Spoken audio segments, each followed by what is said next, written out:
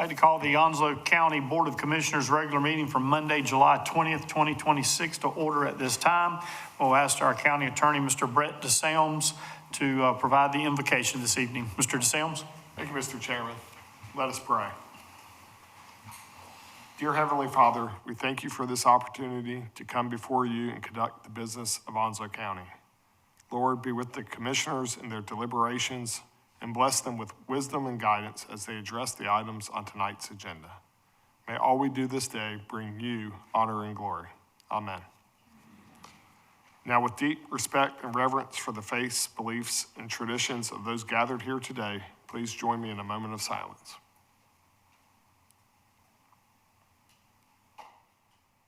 Thank you. Please stand and join us in the Pledge of Allegiance.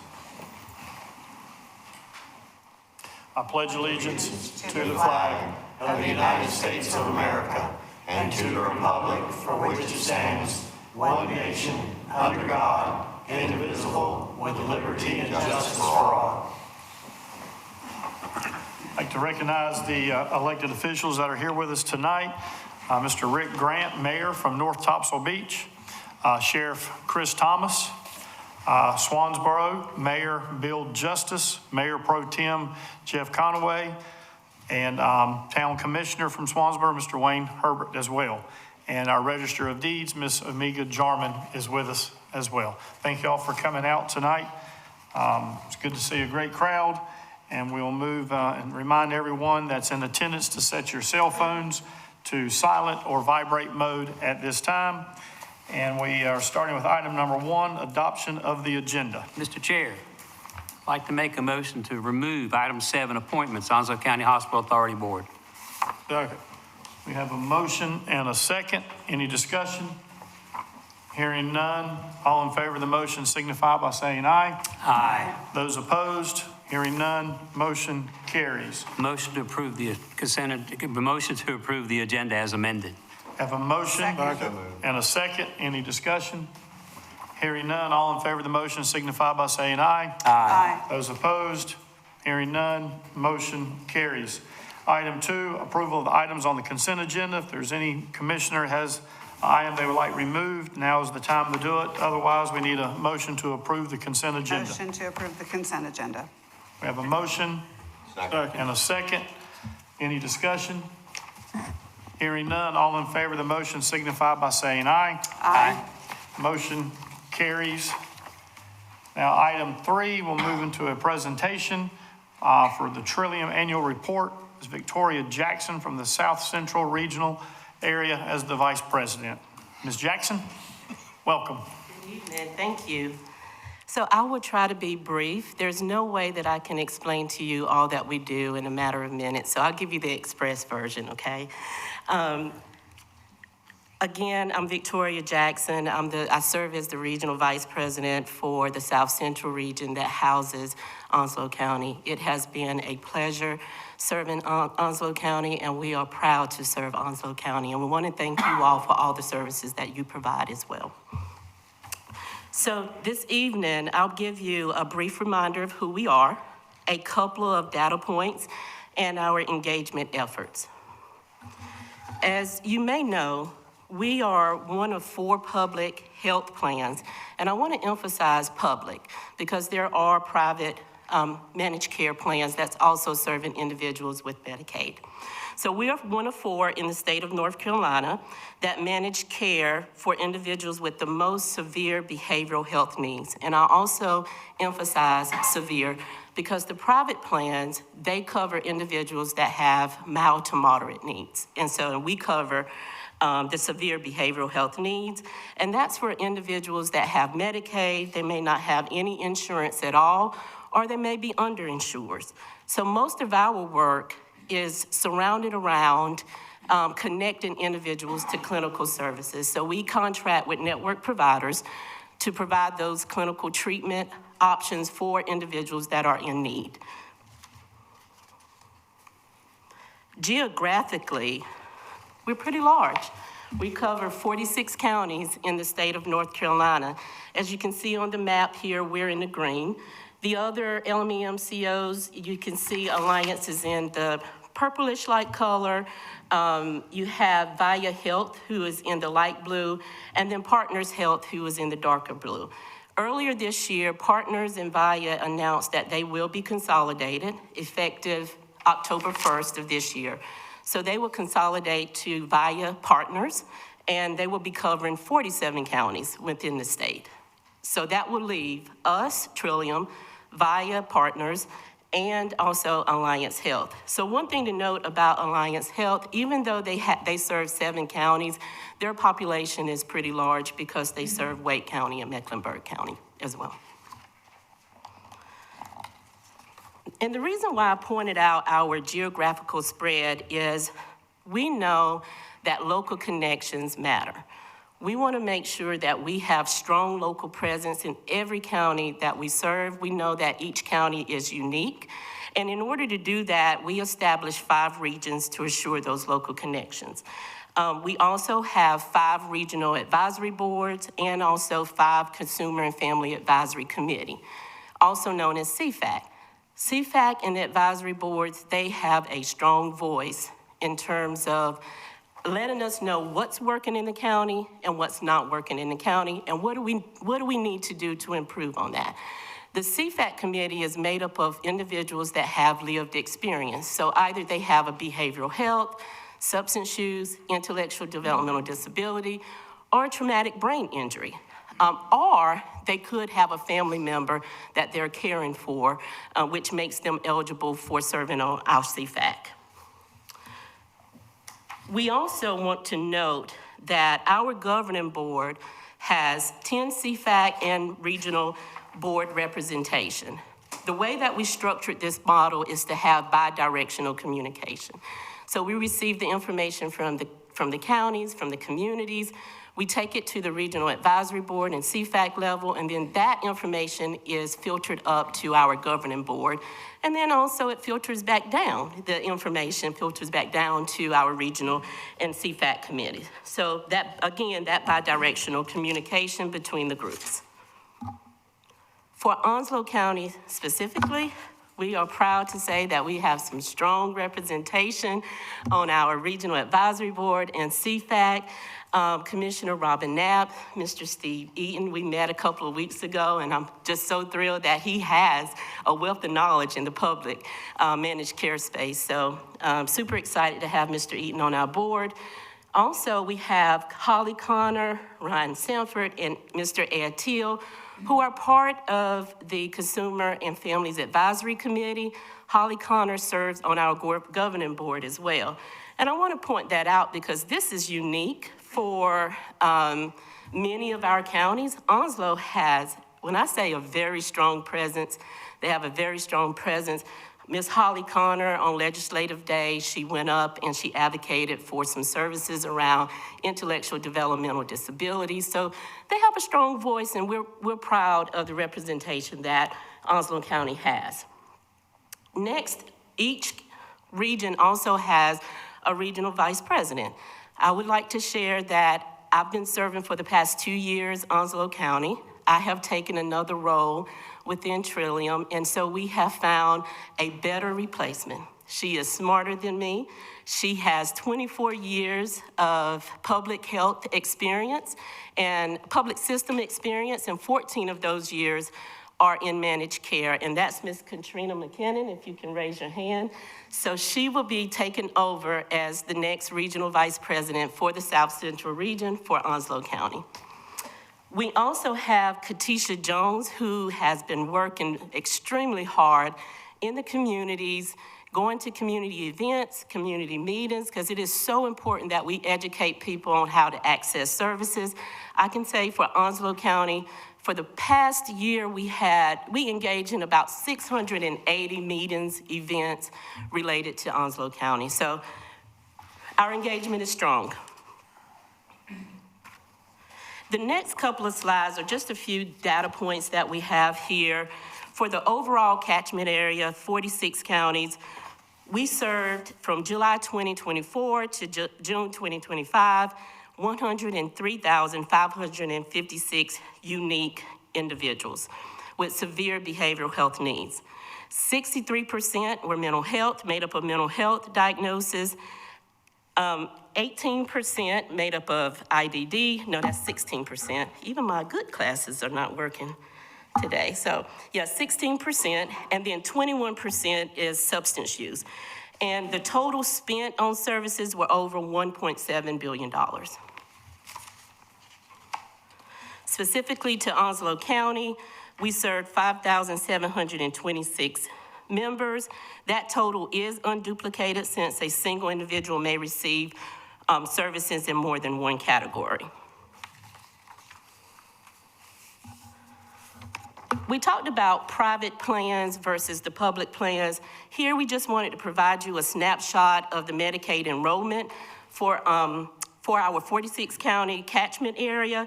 As you can see, we serve about 30% of members with Medicaid, and the standard plans serve about 70%.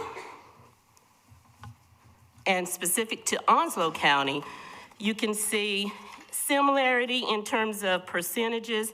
We cover about 30%, and your standard plans, which are WellCare, Healthy Blue, United Health, and AmeriHealth, they cover 70% of the people receiving Medicaid services here in Onslow.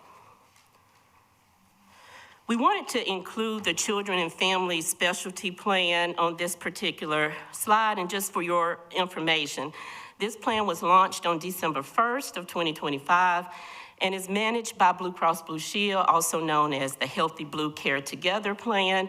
It's designed specifically for North Carolina Medicaid enrolled children, youth, and young adults who are currently or formerly involved with child welfare. So those individuals that are involved with foster care and their families are now being served by Healthy Blue, Blue Cross Blue Shield.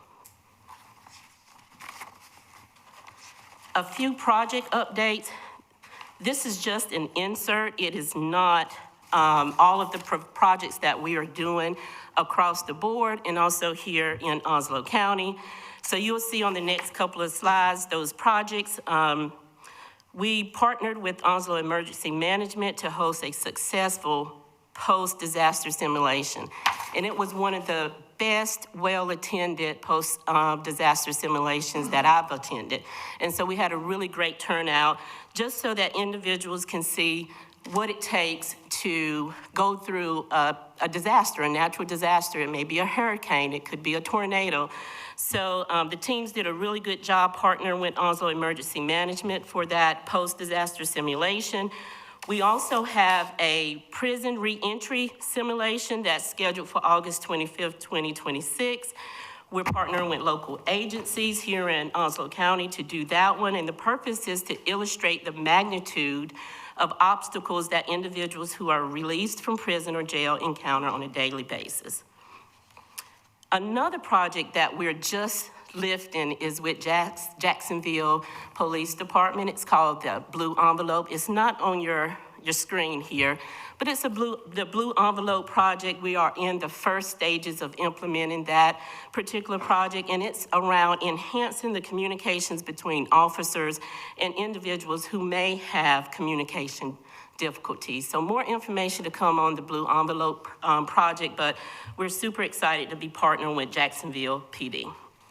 And also on your slide, you'll see some other areas. Chest Health, that's a wonderful app for individuals in recovery. And then we have the Empower programs and transition to employment programs. We partner with Easter Seals to offer summer camps for school-aged children living with intellectual and developmental disability, adult wellness and recreation, and then also some work around transition to employment. And on this particular slide, I will not read out all of this information. These are our substance use prevention projects that are available to your schools in your county. And so we partner with NC State. NC State, it's a hands-on interactive mobile STEM lab for students to observe cell viability before and after exposure to vaping aerosols. And then you can see all of the other programs that we do offer to Onslow schools as well. A leadership update. You all may have seen this in the press. Joy Futrell has decided to retire. after 30 years of service. We are super excited for her on her next journey. And it was announced that Ms. Sinitria Goodman, effective September 1st, she will be our new CEO. She has an immense amount of experience. Currently, she serves as our general counsel and our chief compliance officer. So we're super excited to see the transition that's occurring, not to lose Joy, because Joy is a wealth of knowledge and she's wonderful. But, you know, at some point, people, they want to retire. And so we respect that, and we won't try to hold on to Joy. But we have Sinitria, and we know Sinitria is going to do a fantastic job with leading the organization. Access and services, I think this is one of the most important slides in the slide deck. We want to make sure people can access services. We have a member and recipient service line that operates Monday through Saturday, 7 a.m. to 6 p.m., and a behavioral health crisis line that operates 24/7, 365. That's holidays, weekends, we're on for anyone who may have a behavioral health crisis. And I will entertain any questions that you all may have. Any questions? All right. Hearing none, thank you for the presentation on your annual report, Ms. Jackson, and congratulations to Sinitria, and tell her welcome aboard. Will do. Thank you, Commissioner Foster. Thank you. So we'll move to the public comment section. The board offers the public one opportunity to speak during the meeting. Comments should be limited to no more than 5 minutes and may be on any issue in which the Board of Commissioners has control. In accordance with the board's adopted rules of procedure, citizens shall address all comments to the board as a whole and not to one individual commissioner. Commissioners shall reserve responses, if any, for the commissioner comment period on the agenda. So we'll move right to item 4, public comments. Mr. Eaton, do we have anyone signed up this evening? We do. We have 5 individuals. The first one being Ms. Whitney Cantrell.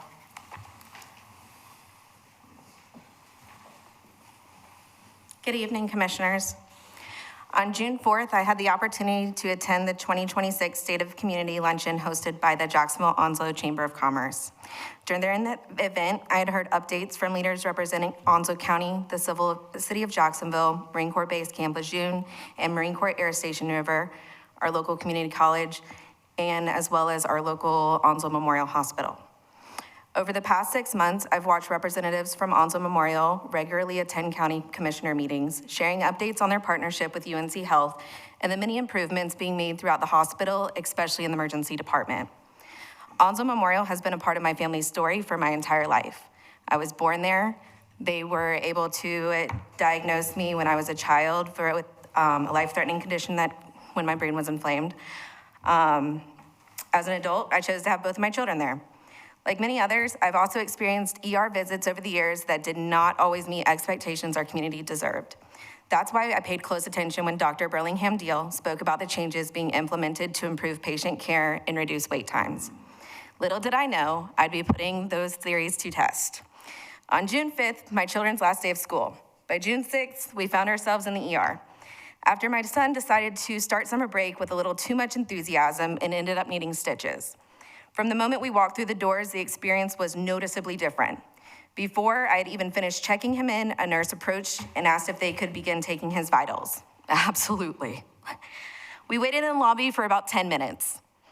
Before being taken back to the room, from there, the care was incredibly efficient. It felt like a well-coordinated team effort, with each person seemingly stepping in at the right time, almost like they were tagging each other in at the door.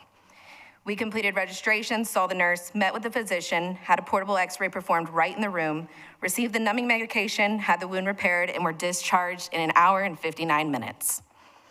As a parent, that's exactly what you hope for when your child's hurt: compassionate care, good communication, organized team. I knew for a fact we'd be in the ER all day, and we weren't. I simply want to just thank the physicians, nurses, technicians, registration staff, everyone at Onslow Memorial, the leadership team, the partners to include the county, and those at UNC Health for the work that they're doing to improve the patient experience, because it does show. We often hear criticism when things don't go well, but just as important to recognize when positive changes are being made. As I have vocalized my praises since receiving services, I have heard from so many with similar positive outcomes. I'm proud to have Onslow Memorial serving our community at a higher rate and higher standard. Thank you. Thank you, Ms. Cantrell. Mr. Eaton? Yes, Mr. Wesley Hart.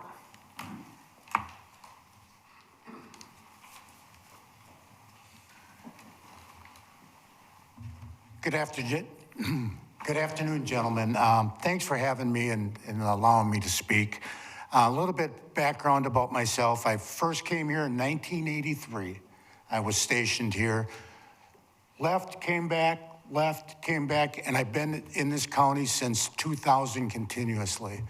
I've owned multiple properties, and I've just built a house out in Hubert. Like most residents here, we really don't get into county politics. We don't really have a look on what you guys are doing. However, the property reevaluation this year woke a lot of people up. A lot of people. They were a little bit shocked. Now, I've been a real estate agent for 13 years, and I wasn't shocked at all on the revaluations. I was out there seeing people buy a house and 2 years later putting $50,000 in their pocket. The price of property after COVID went up drastically.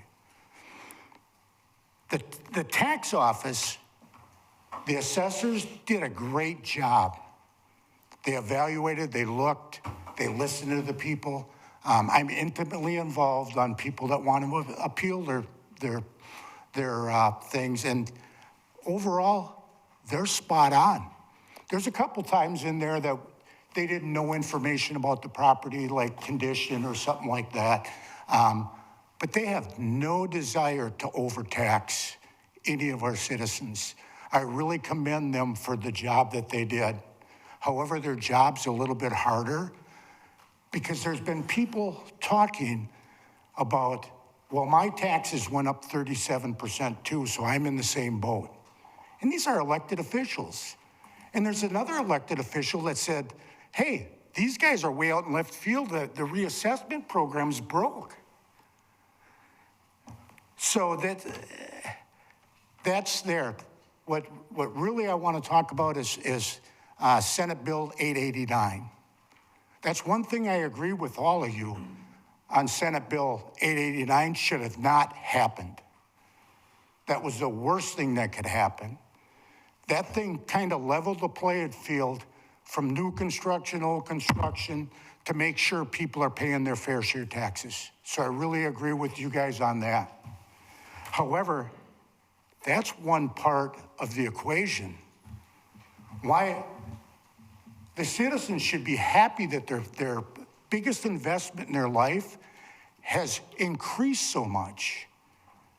I mean, you'd be foolish not to. So what are they up in arms about? Taxes. Taxes. Just because values in the county went up doesn't mean our taxes have to. But they're kind of out of control. They really are.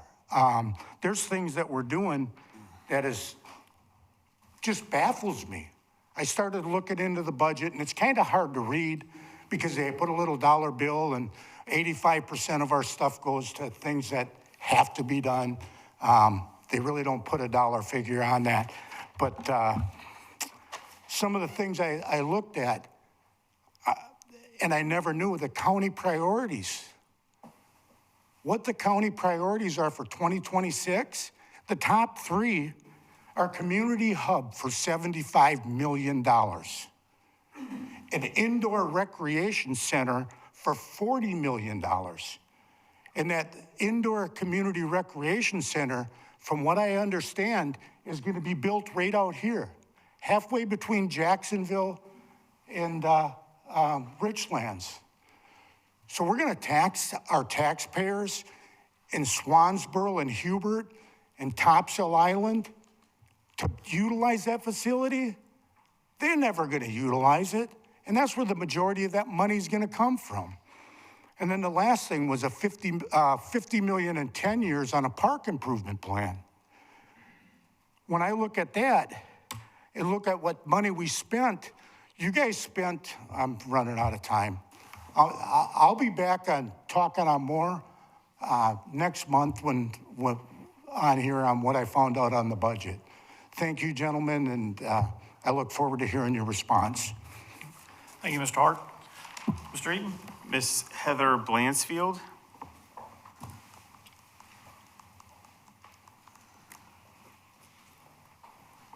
Hello, how are y'all? I hope y'all are doing good. I was told not to start this speech off like this, but I'm going to because this is just who I am. It's my first time here. I am extremely nervous, so I am going to read from a script. So if y'all can just be patient with me, that'd be great. All right, let me pull it up. Okay, so as I said, my name is Heather, and I do want to thank you for allowing me the opportunity to speak tonight. Before I do start this speech, I would like to ask y'all to take a moment to kind of think about your fur baby if you have them. I am here today because I believe every animal deserves to have a voice, and when they are suffering, it is our responsibility as a community to be that voice for them. My concern about animal cruelty and neglect is not just based on a law or a policy. It comes from seeing how deeply animals depend on us. They cannot tell us when they are hungry, scared, in pain, or being mistreated. They cannot ask for help. They simply rely on humans around them to do the right thing. As someone who cares deeply about animals, it is heartbreaking to know that there are animals in our very own community who are living in conditions that no living creature should have to endure.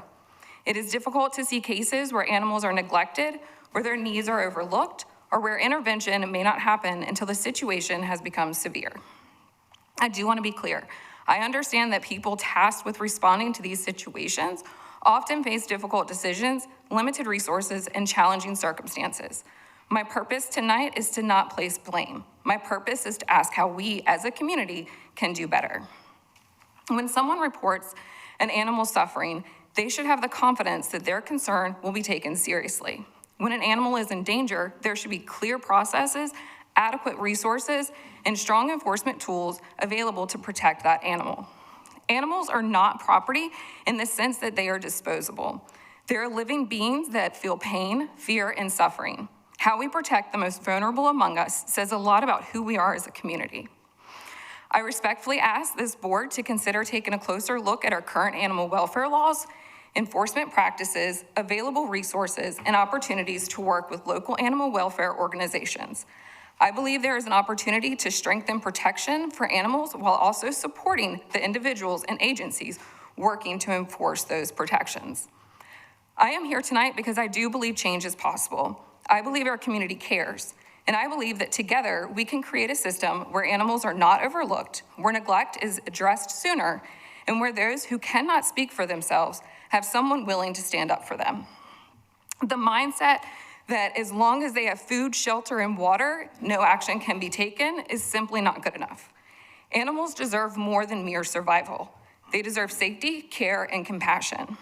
If you have fur babies of your own, imagine someone treating them with only the bare minimum and being told nothing could be done. Ask yourself if you would feel, if that would feel acceptable. If it wouldn't be good enough for your pet, it shouldn't be good enough for any animal. So the reason why I'm here is there's been some cases recently. I had to bring pictures. I think I gave them to Tara. Okay, they have them. Hopefully y'all have looked at those pictures. I know they're graphic, but I feel like when those things are hidden from view, it's very easy to turn a blind eye to it. But the most recent cases were those where they were left looking like that on the side of the road. One was in a crate with a water bowl and a harness. The other two were left outside of a crate with a water bowl and harnesses. Makes me believe it's the same person, and it's left in the exact same spot. There are other cases, but I only have a minute left, so. So thank y'all for your time, your service, and for listening to my concerns tonight. I look forward to continue this conversation in the future. That's all. Thank Thank you, Ms. y'all. Bladenfield. Thank you. Mr. Eaton? Mr. Andrew Bowser. What did he say his name was? Steve, could you repeat the name, please? Andrew Bowser. In June of 1987, Ronald Reagan stood before the Berlin Wall and said these famous words, "Mr. Gorbachev, tear down this wall." This great Republican understood what symbols of tyranny and oppression do to the human spirit. And now I stand before you, Republican commissioners of Onslow County, and ask you to do the same. Commissioners, tear down these cameras. To be clear, no, we are not talking about all cameras in public, the security or traffic cameras of our everyday lives. Instead, specifically, we mean those ominous structures erected seemingly overnight and without the public consent or debate. They have united a majority of Americans, both liberals and conservatives, Democrats and Republicans, people of all faiths, of a shared hatred and disgust that is appropriate for a free people. Widely known as flock safety cameras, although the sheriff's office here has opted with another company called Plate Ranger, the politically correct term is automatic license plate reader. Let's address them as they are: artificial intelligence spyware. This technology of plate readers and facial recognition was first used on a mass scale by, yes, the Chinese Communist government and the North Koreans to oppress their own people. And yes, local governments can and are doing something about it, as recently Macon County, North Carolina Board of Commissioners voted unanimously to remove flock cameras from their county. When you drive by an AI camera, it takes a picture of your vehicle and files you away in a searchable database with a detailed description of everything about your car: bumper stickers, roof racks, dents, rust spots, not just your license plate, and probably more important, your location, time, and direction of travel. In other words, the government and big tech are gathering intelligence on you without probable cause or the suspicion of a crime. And at this moment, this is when the shiny new government toy goes right into this. The U.S. Constitution smacks head first into this document. Small pamphlet, less than 50 pages. I can carry it in my pocket, and it is the supreme law of the land.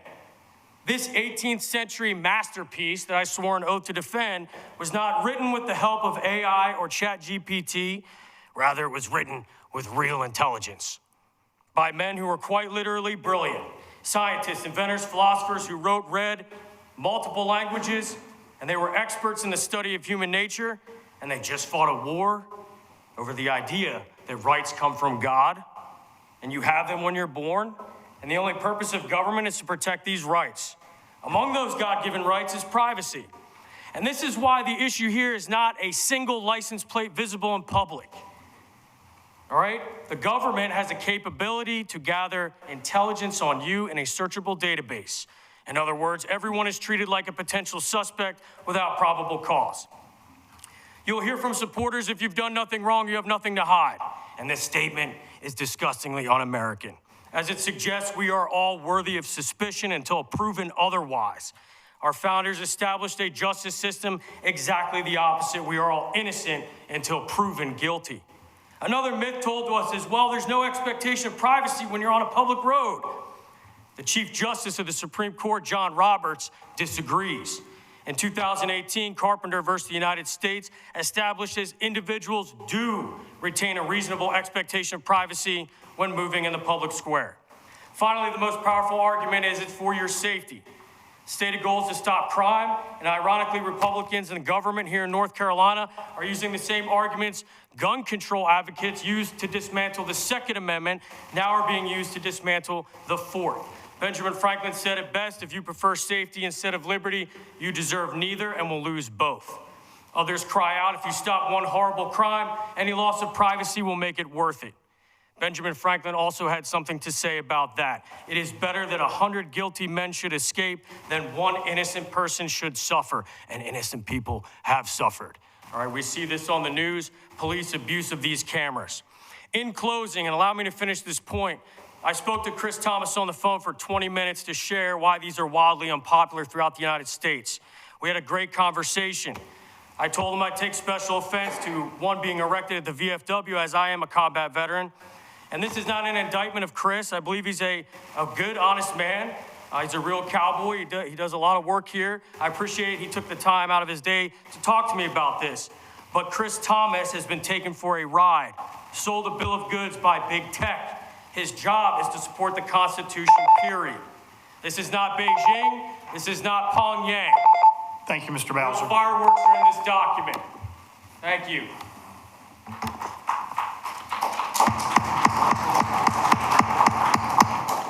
Ladies and gentlemen, part of the order is the response in the crowd.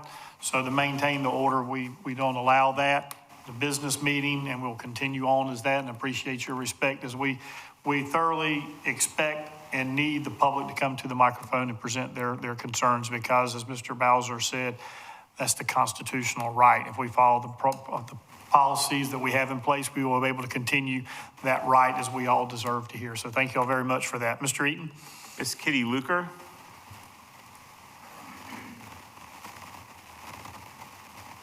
Katie.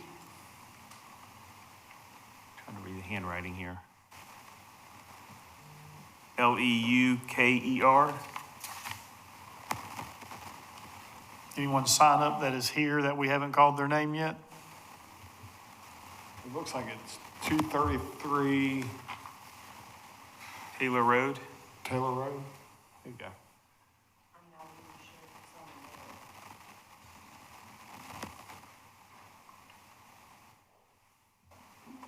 I came last month and had no idea what I was walking into, only to find that y'all were ready to vote on a subdivision up off of 258, between 258 and Richlands Loop Road.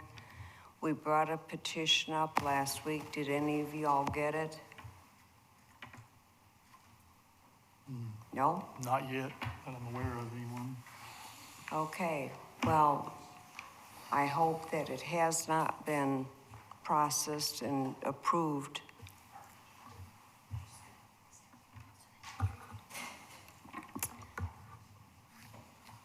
If you let that subdivision go through, the amount of traffic that it's gonna cause is gonna be insane. It already takes 5 minutes to get off of one road to get onto 258. I have to go over 2 miles out of my way just to get on 258 with the traffic light. I'd like you to consider the petition that we brought up, if you will ever see it, and reconsider that subdivision. Thank you, ma'am. Could you just state your name so we have it for the minutes? I'm Miss Lenker. I live over on Warren Taylor Road.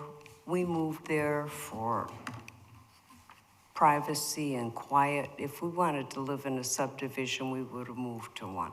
Thank you, ma'am. Thank you, Ms. Lanker. Thank you. Mr. Eaton?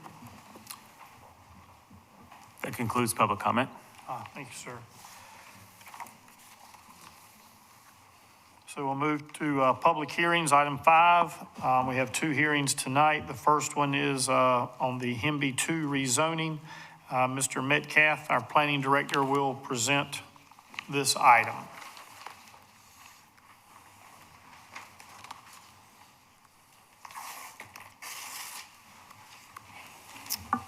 Good evening, Chairman, Vice Chairman, and Board of Commissioners. The first item before you is the HEMB 2 rezoning, or PREZ 2026 number 5. The applicant is Mr. John L. Pearson Associates on behalf of Robert and Rosemary Hemby. An overview of the request is as follows. It is from rural agriculture, or RA, to highway business, or HB. It's one tax map number in question, 57-66. It is located at 5234 Richlands Highway, also known as US 258, and thereby located in the Richlands Township. The rezoning area is the total parcel of 4.59 acres, and the existing use is residential. As we take a look at the services for the property, it is served by an Onwassa sewer main that is 6 inches in size and is located on US 258. Wastewater serving the property is there is a 12-inch Onwassa sewer main and a 16-inch as well. Nearby fire service serving the property is for Rhodestown Fire District with an ISO rating of 3. Traffic for 258 from 2024 is 18,000 trips. Staff estimate the capacity of just north of 34,000. Schools serving the property are Clearview Elementary, Trexler Middle School, and Southwest High School. As this is a commercial proposed rezoning, we do not expect any additional students for the school system at this time. We'll look at our zoning map. You can see the property is designated rural agriculture, or that lime green color. Just to the south there is a series of properties that are zoned highway business. When we take a look comparing our two districts, rural agriculture's purpose is to preserve the rural character of our county. It allows for limited single-family uses and also non-residential uses as well. When we compare to highway business, the purpose of this district is to accommodate regional scale commercial uses and foster economic development along our major highway corridors. Allows for a variety of uses, again, corresponding to a non-residential zoning district. Our comprehensive plan details the property as rural residential, and its intent is to provide for limited, low-density, single-family residential development in the rural areas of our county. Since this is a commercial rezoning, we look at our land use and development summary, and for specifically non-residential.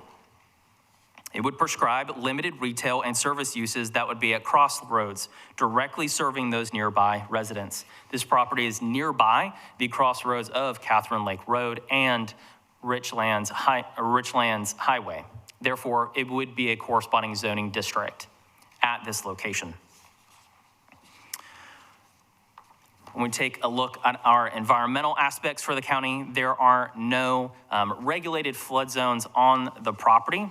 You can see there to the south, this is included in your staff report, the very headwaters of Gravely Run Branch is located there at the eastern end of the property. No wetlands have been submitted to this staff at this time and would reviewed through the development process. The property is within a half mile of the voluntary agriculture district properties. This is something that is disclosed through the subdivision process. And again, there are a few properties that are within a half mile. This map was detailed in your staff report because there are 3 properties that are within a half mile. When we look at reasonableness in the public interest, it can be considered reasonable under Objective 1.1. Our future land use map would support the proposed rezoning as well as also non-supporting. Both rural agriculture and highway business would be corresponding zoning districts. So we continue with the supporting objectives. Objective 1.2, we want to proactively manage growth and guide new development towards areas of the county that have existing or planned infrastructure. Look at Objective 1.5. We want to be mindful of areas that are experiencing high growth pressure. And Richlands Highway and this area of the county is one of those areas that certainly could warrant a small area study in the future. Objective 5.2, we want to guide the expansion, improvement, and services as this proposed development could bring additional services to that area. And we also want to ensure a wide range of commercial activities and encourage economic development in appropriate locations. Look at non-supporting. Again, we want to preserve the rural character of this county. RA certainly does that. And as well, we also want to promote a broad range of housing types. RA allows for single-family homes, manufactured homes, and mobile homes. And so, therefore, with less housing types available under HB, this is a non-supporting objective. Planning Board met on June 4th and voted unanimously to recommend approval of this rezoning request. No citizen spoke against the request. In fact, the petitioner was there. One letter was submitted objecting to it from a neighbor in the northern neighborhood, but no military impacts were presented. And the chairman of Planning Board, her remarks were included in your packet. Here you can see an overview of the area. You can see that residential area to the north, but then also that commercial area to the south. They're kind of anchored around the Catherine Lake Road and Richlands Highways intersection. Closer look, you can see the existing residential structure, as well as also the wood line, and again, those woods surrounding the headwaters for that stream. You see where we posted for tonight's planning board, tonight's Board of Commissioners meeting, as we also post in kind for Planning Board, and there's a wider look at the property. So it's respectfully requested the Board of Commissioners consider the proposed zoning map amendment of Peoria Z 2026 number 5, adopt a statement of consistency for the amendment, and authorize the chairman to sign the necessary documents on behalf of the county. This concludes the presentation, Chairman. Thank you, Mr. Metcalf. At this time, we'll open the public hearing.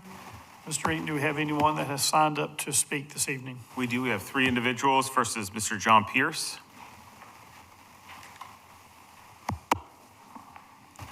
Good afternoon, Chairman and all fellow commissioners. I'm John Pierce at 405 Johnson Boulevard.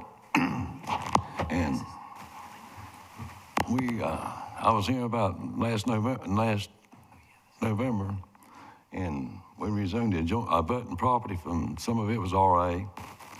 And we also, which would be to the south of us, but to the north of us, we also got highway business zone as well. And my opinion is this is not an ideal place to have residential development, and there's very few places you can get the water and sewer capacity and be able to provide a community service. And a lot of times, having local services like this can help reduce traffic instead of coming out and driving all the way to the food line, back to Jacksonville, all the way to Richlands. You can get commodities right here. And I think that would help it. And it's, as we plan to develop it, I've got the developer here, Mr. Chris Sneeden, with Longleaf Development, but I am representing Mr. and Ms. Hemby for the rezoning, but he plans to develop it, but he's not.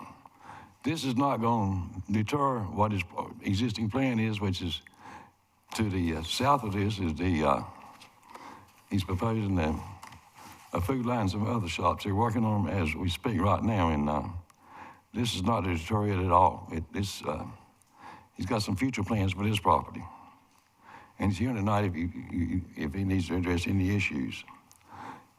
And as it developed, on the backside of our property is a branch which separates the residential, and we will be leaving a buffer back there to buffer that from the residential behind us. And if you got any issues or concern, I'll be here. If any of the commissioners got any questions for me. Thank you, Mr. Pierce. Thank you. Mr. Eaton? Yes, Ms. Lanker, you've signed up again. Do you have something else you'd like to add? Thank you. Next speaker is Mr. Chris Sneeden. Good evening. My name is Chris Sneeden with Longleaf Development. I'm working with Mr. Pierce on the Hemby 2 rezoning. As John mentioned, Robert and Rose Hemby are the 2 landowners of this parcel. I'm a real estate developer that's been working with the Hembys on developing this property and putting a project together here. I just wanted to clarify for the commissioners and everyone in attendance that we did rezone property about 8 months ago directly to the south of this, and we have submitted to the Onslow County TRC a development plan for a neighborhood shopping center that does consist of a grocery store. The rezoning application that we are, or the rezoning request that we have in front of you all, as John mentioned, does not impact our plans to the south. It is a separate, it'll be a separate project. It is right next to it. So we look at this as a future expansion of what we've already submitted to the Onslow County TRC for approval for. But just wanted to clarify that this would be an expansion of the shopping center as we go forward, but the plans that have been submitted to the Onslow County TRC would not be altered by this request. So I just wanted to clarify that for everybody in attendance. Thank you all. Sir. Appreciate it. Thank you. Mr. Eaton, anyone else? That concludes public comment. Okay, we'll close the public hearing at this time and bring the matter to the board. Motion to approve. Second. We have a motion and a second. Any discussion?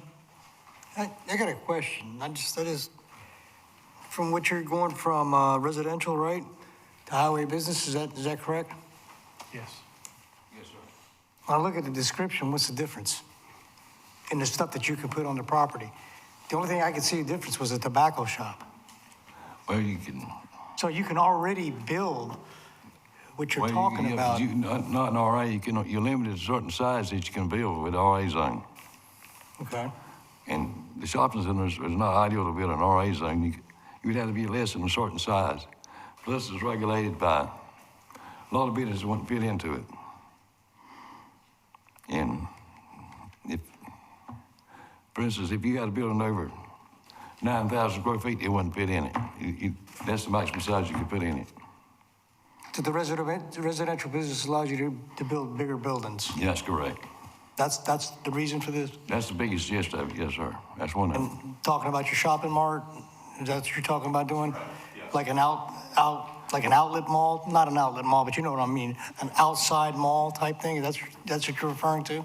Yes, a strip center could be like Ace Hardware, a Tractor Supply, auto parts store, something like that, that would complement a grocery store. What other stores would that incorporate or can incorporate? What kind of shops? I'm curious. If you decide to build this outlet. Sure, it could include restaurants, general retail, medical, any kind of service-oriented commercial business that could go next to a grocery store. So it could be, again, Tractor Supply, Ace Hardware, AutoZone, could be a Domino's Pizza, Dunkin' Donuts. It's a wide variety of commercial uses. As John mentioned, the size of the building, highway business does allow us to get up to a certain size building. And we view this as kind of a neighborhood center, but also there's no grocery store within about 6.5 miles of here. So we think it'll be a good regional draw with 258, Catherine Lake Road. And because of that, we think the size buildings are appropriate for this area. Okay, I was just curious. Yeah. All right. Thank you. You're welcome. Any other questions, discussion? Hearing none, all in favor of the motion signify by saying aye. Aye. Those opposed? Hearing none, motion carries.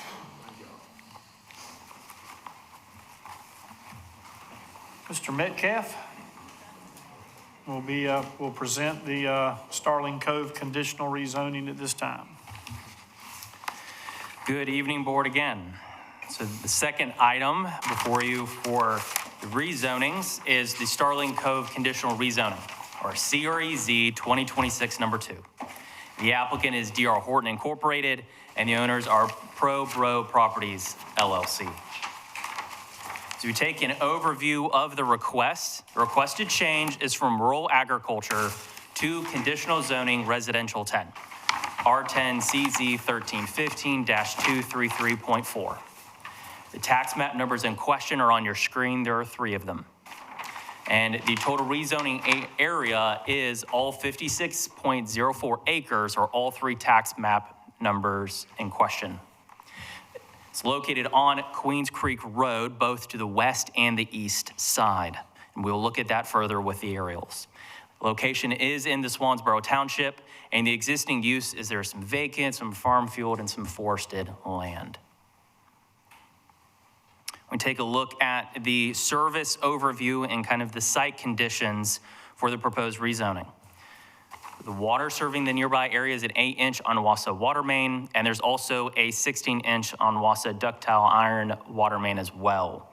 Per Onwassa's 10-year CIP, there are proposed upgrades along Queens Creek Road for the fiscal years of 2029 and 2033. So we look at the wastewater. There's an 8-inch ductile iron sewer force main along Queens Creek Road and a variety of pump stations as well.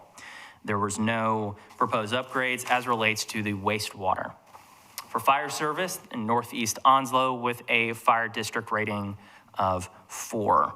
In the nearby vicinity, Onslow County has also begun construction of a new fire station as well off of Old Sand Ridge. So we look at the traffic serving the area. There's 2024 was our most recent traffic counts, 9,400.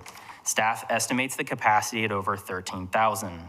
When we look at the state system and the state STIP, the Queens Creek Bridge Replacement B-5944 is currently a funded project. It's in the design phase currently, and that new structure will accommodate future traffic and roadway needs. Estimated construction for that project is 2033. At this time, there is no additional other projects in the STIP program for that area, even though some have been advocated for, as well as there's no private TIAs at this time in the nearby vicinity. When we look at the schools for the area, the line is drawn by the road, and so it splits elementary schools. Sand Ridge Elementary would serve one side and Queens Creek Elementary the other. Sand Ridge Elementary School would have capacity for the proposed estimated new students, while Queens Creek Elementary School, Swansboro Middle School, and Swansboro High School all at this time would not have proposed capacity for any additional students created by this development. When we look at the zoning map here, you can see the lime green color is that rural agriculture designation. In the nearby area, there is a variety of other zoning districts that are residential in nature and even some that are commercial in nature. Here, there's, again, many new developments in the area, especially to the north. When we compare those two districts, though, we look at rural agriculture. Its purpose is to maintain that rural development pattern. That accommodates limited low-density single-family and limited commercial uses. There are some commercial uses allowed in RA, but they are all around serving that nearby community. Retail establishments, especially those that are 10,000 to 60,000 square foot in nature, are not allowed in RA. But again, limited uses that will support that rural development pattern. The proposed conditional zoning district is akin to residential 10 in many ways, but its purpose is to accommodate a planned residential development that would allow up to 130 dwelling units in total. The minimum lot size would be 5,500 square feet while maintaining an average of 10,000, hence why it's in that residential 10 designation. Now, as also a point, in rural agriculture, you can do a single-family subdivision. It is allowed, and based off the current density in RA, would allow for 122 lots at a minimum lot size of 20,000 square foot per acre. So the difference in our density here currently is 122 units. This proposed density is 130. Take a look at the comprehensive plan, also known as Onslow Horizon 2040. Details of property as suburban growth, and it's to accommodate for moderate density residential development and supporting non-residential development on the fringes of our municipalities and their associated urban growth areas. We look at the land use and development summary because this is a proposed residential rezoning. Look at the residential section. It would prescribe densities of 4 to 5 dwelling units per acre, or multifamily at 8 to 10 dwelling units per acre. Residential 10 is a corresponding zoning district to the suburban growth category. Here we can see the future land use map and its designations. There to the west of Queens Creek Road was given the designation there of suburban growth. As we look north, as we come through the Sand Ridge Parrot Swamp Loop Road intersection, that area was designated that suburban growth category. Other nearby areas as we get closer towards the water are given that waterside community designation. Look at our environmental conditions for the property. Here you can see it's not lie within the special flood hazard area at this time.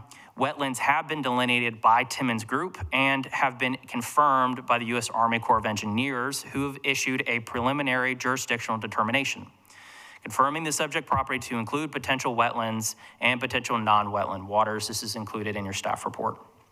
Additionally, Timmons Group has conducted an endangered plant species survey of the subject property. And they concluded that the proposed project would have no effect. The survey report was submitted to U.S. Fish and Wildlife, and they concluded further that there would be no coordination necessary as there was a no effect determination. Look at reasonableness and in the public interest can be considered reasonable as we look at our future land use map, as we consider any rezonings or major developments. Base zoning district of residential 10 is a corresponding zoning district to suburban growth. Look at objective 1.2, we want to proactively manage growth and guide new development to areas with existing or planned infrastructure. At this time, there are some planned infrastructure in this area. We'll look at the water lines, and there is some other existing capacity from some of the other infrastructure aspects. However, there are some infrastructure, such as our school system, that is over capacity in this area. That's why Objective 2.4 is not supporting. Objective 6.1 would be supporting because we want to promote a broad range of housing types. This would promote a new 130 single-family residential dwellings. When we look at the non-supporting, though, Objective 1.3, we want to preserve our rural landscape. Rural agriculture does that more than residential 10. When we look at Planning Board's recommendation, they met on May 7th, and they voted unanimously to recommend denial of the rezoning request. After an extended public hearing, there was 14 citizens that spoke on that request. Their concerns were broadly around the roadway and its conditions, and the actual asphalt itself, and also the lack of shoulder. Discuss traffic and just seasonal traffic that may ebb and flow in the area, as well as potential traffic created by the development. The school system capacity and lack thereof was discussed. Sewer capacity was mentioned. However, this area is on a sewer force main, and EMS response times were discussed as well. However, again, we've begun building a new fire station in that area. No military impacts were presented during the planning board meeting, and our liaison did speak. Since then, I've also received one additional call opposing the rezoning from one gentleman who lived at 168 Maggie Lane. Look at the aerial here. You can see the property. You can see the surrounding neighborhoods as well as its proximity to the Queens Creek Road, Bear Creek Road, and Great Neck Landing Road intersection.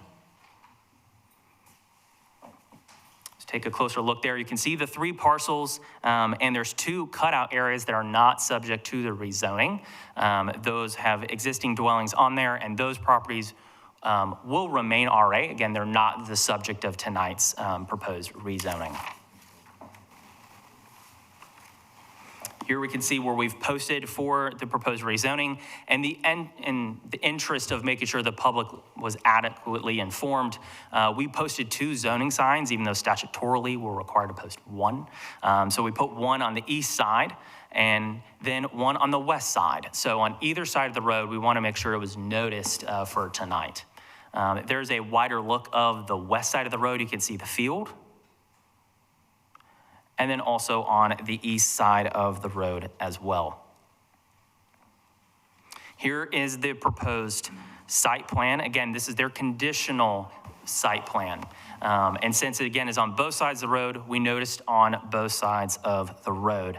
And also wanted to remark that the chairman of planning board's remarks is included in your packet as well, and again, in your staff report.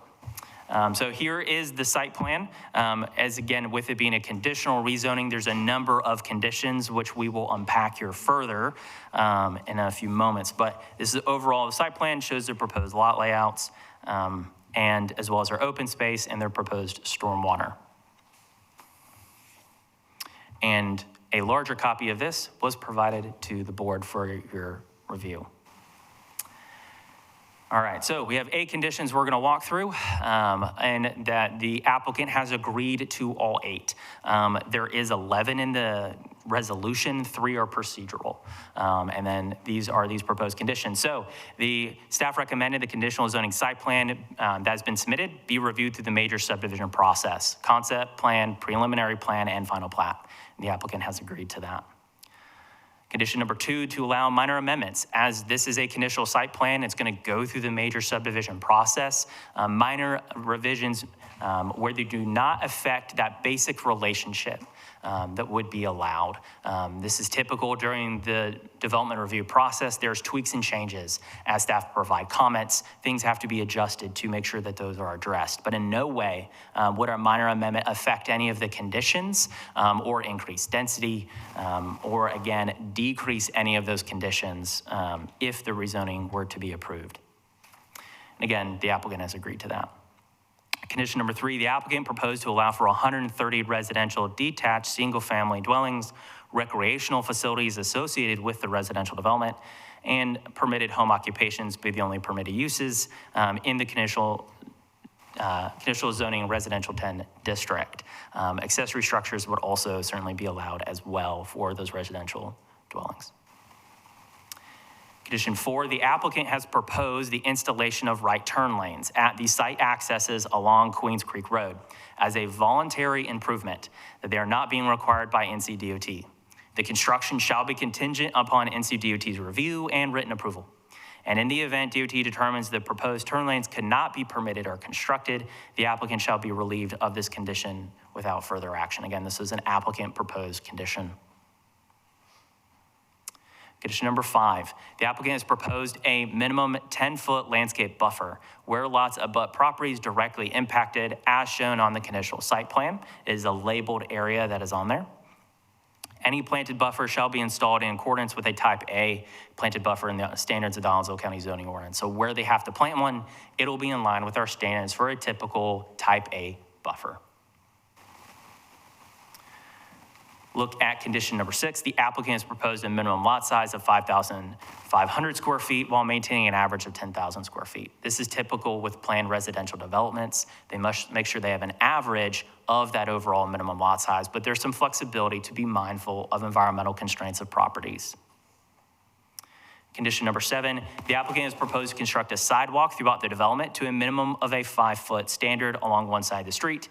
The subdivision ordinance allows flexibility where to be constructed on both sides of the streets at a smaller width.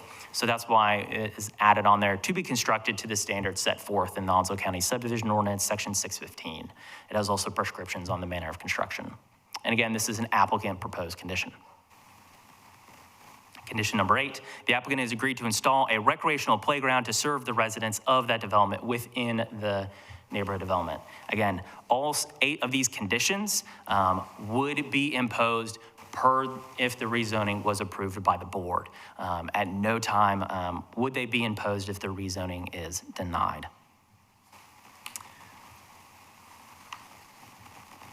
So at this time, it is respectfully requested the Board of Commissioners for Onslow County consider the proposed conditional zoning map amendment of Series Z 2026, number 2. Consider the condition resolution for the amendment and adopt a statement of consistency for the amendment as it relates to Onslow Horizon 2040. And authorize the chairman to sign the necessary documents on behalf of the county. This concludes the staff presentation, Chairman. Thank you, Mr. Metcalf. At this time, we will open the public hearing. Mr. Eaton, do we have anyone signed up to speak this evening? We have 13 individuals. The first is Matt Provost.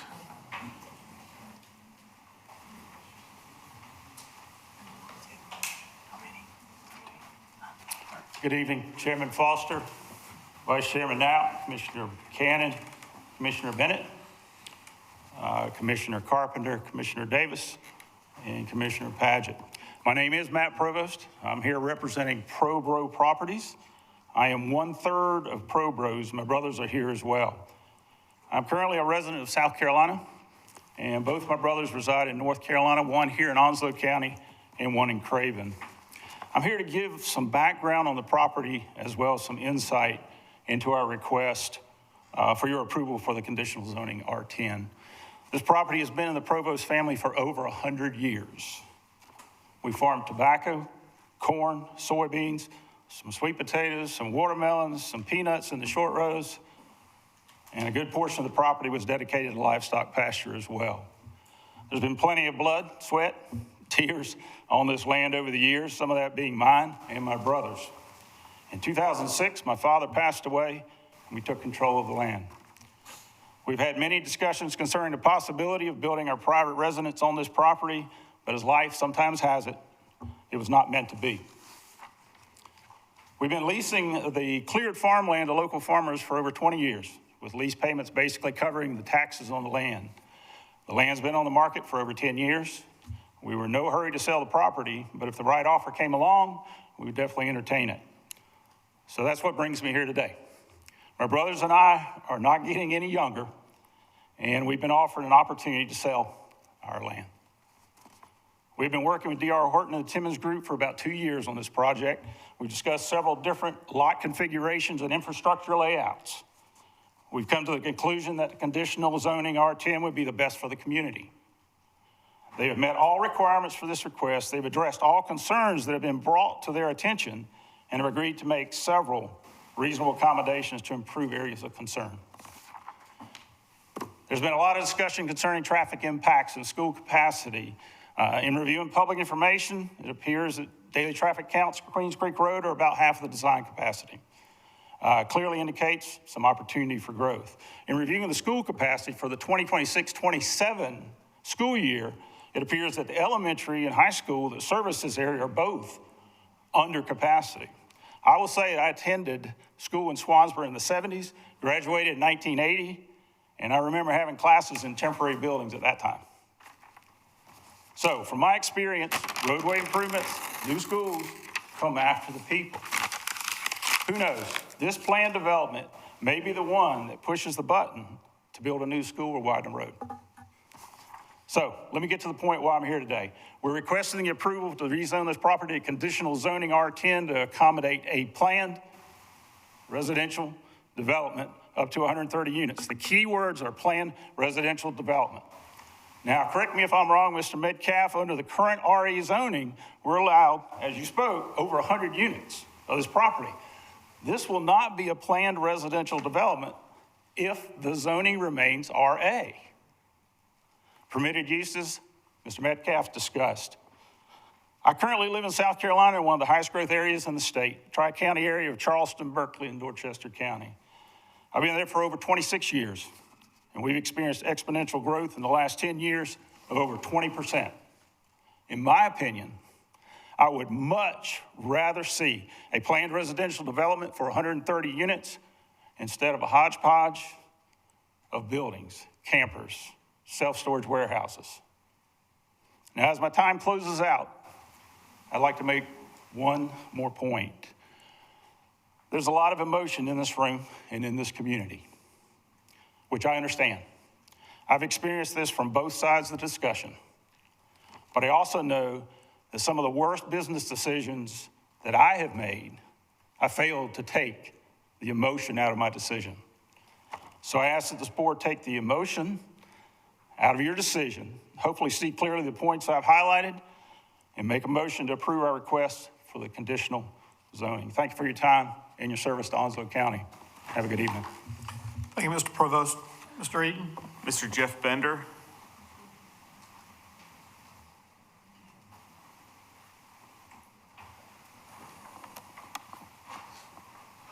Thank you for letting me speak. I'll be short. I'm a landowner. I own 1008 Sand Ridge Road, Jeff Bender. I feel differently on this. I agree with him, and I agree on both sides. The thing I think we need to do, though, is I think we need to look for solutions. The growth is going to happen no matter what. My idea, or one of my thoughts, were Great Neck Landing Road. We could easily build a bridge. NCDOT owns the land on the other side, 4H Road, and you could alleviate some of the traffic. You could also then build a wildlife boat ramp on the other side that would be right next to the Hammocks Beach ferry service. That would help with the boat ramp situation that we currently have. That would alleviate some of the traffic, would alleviate some of the congestion at the boat ramp on Shell Rock Landing Road. Widening the roads, I agree with. Like you said, maybe this would trigger it, but I also know that takes a lot of time with property owners. But my biggest add is the bridge being built from Great Neck Landing Road to 4H Road. Thank you. Thank you, Mr. Bender. Mr. Eaton? Ms. Ginger Robles.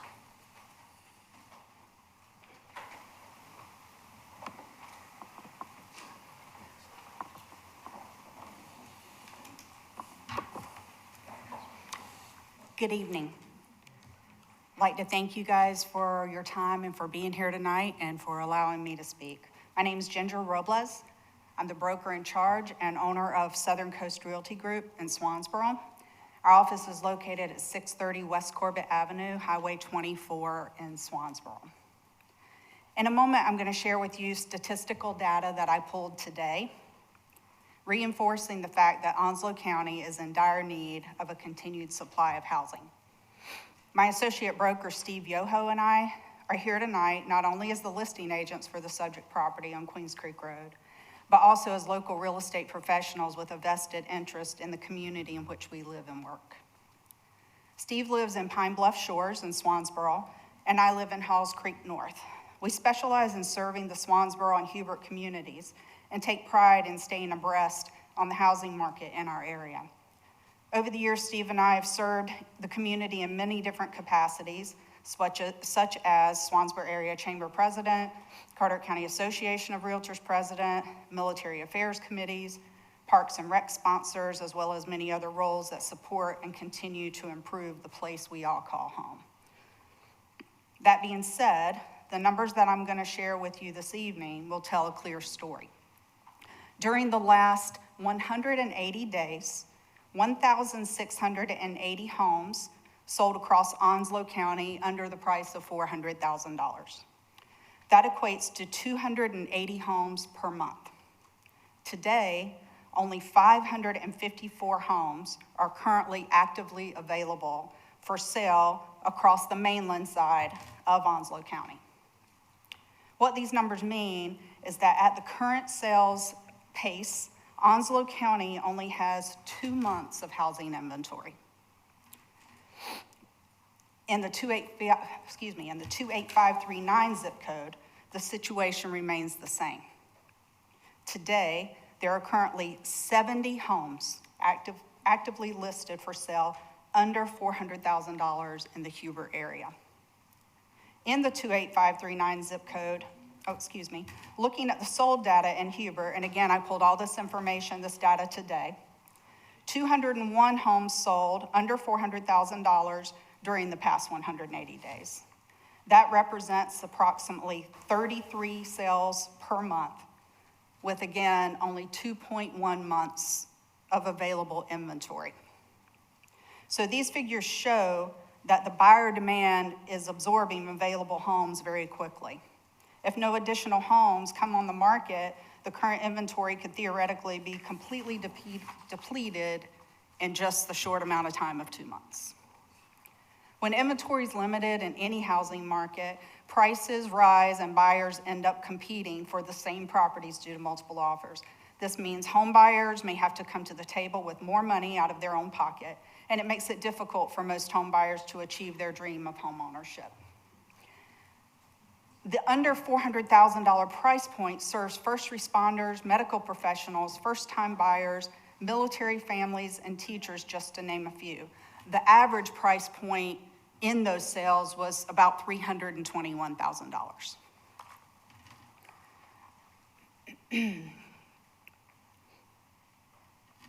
So buyers with only 70 homes on the market in Hubert, they have a very, very limited selection to choose from. Housing inventory is not simply a real estate issue. It affects the workforce, recruitment, local employers, economic development, and the ability of residents to remain in the communities they call home. The demand is present. What's missing is an adequate supply of homes. The message is simple. Onslow County needs more homes for sale, particularly homes that are attainable for working families and first-time buyers. I really appreciate your time tonight. Thank you so much. Thank you, Ms. Robles. Mr. Eaton. Mr. David Towler.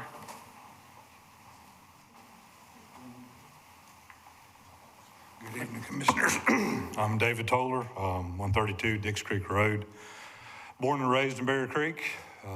Grandmother was born and raised in Bear Creek, lives right to the south. Actually, family's worked for the provost a lot. Got a lot of background there, so a lot of good memories there. And there's been a lot of change. Obviously, change comes. You're going to hear a lot of great points from other speakers tonight on traffic, emergency services, school capacity. All very good points, so I'll defer to them to speak to those. I would say in the material that's been presented, the 2024 traffic plan showed 9,000 and some change with a capacity of 13,000. What's not shown in that is the sheer number of development that's happened along the Queens Creek and Bear Creek corridor within 2 to 3 miles of this development. You've got the Sanders track, you've got Vista K, recently constructed Surfside, The townhomes are being built off Smallwood Road and off Queens Creek Road next to the substation, in addition to another development across the street from that, surrounding my parents' property. It's, the data's lagging. The schools are over capacity. My wife is a school teacher at Queens Creek. The middle school's overcrowded. All my children go to the area schools. And it's not going to get any better with what's already been approved. Now, that being said, you know, there's several concerns, but I also believe in a balance. I believe in, you know, property ownership and rights to do with your property as, you know, as is allowed. What we've got here is we've got two specific properties that are developed in a residential, large 1 acre lot configuration that are going to be completely surrounded with a proposed buffer of 3 steps, right, 10 feet.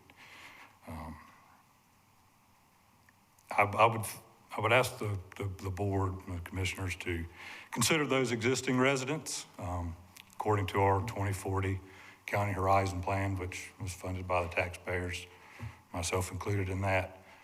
There is a caveat to consider the existing residents in decision making. I'm not one of those residents that are directly being affected, but I think showing them some respect would be nice. The sewer situation, you know, a lot of that land that could perk's already been developed. We're running out of that perkable land, it feels like. All these new developments get to attach to Onwassa sewer, and that's good for them. That courtesy's not been extended to the existing long-term residents of the county. Sure, it'd be nice to have the option for that if the commission's got any sway with Onwassa. Sure, it would be nice to extend that to your existing residents.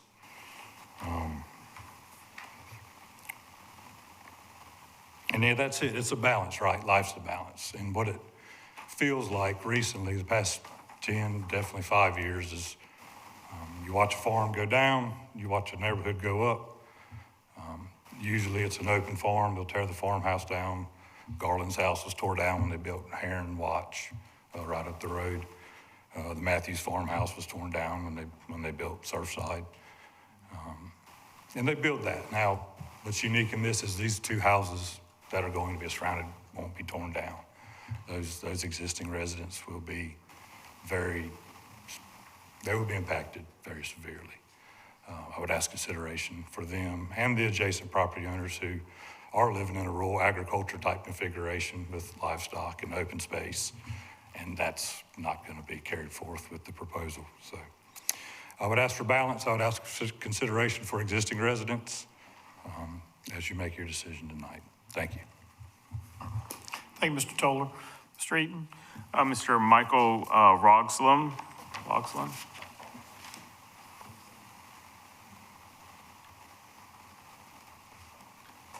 Thank you for hearing me. My name is Michael Rusland. I live at 158 Beagle Drive in Hubert.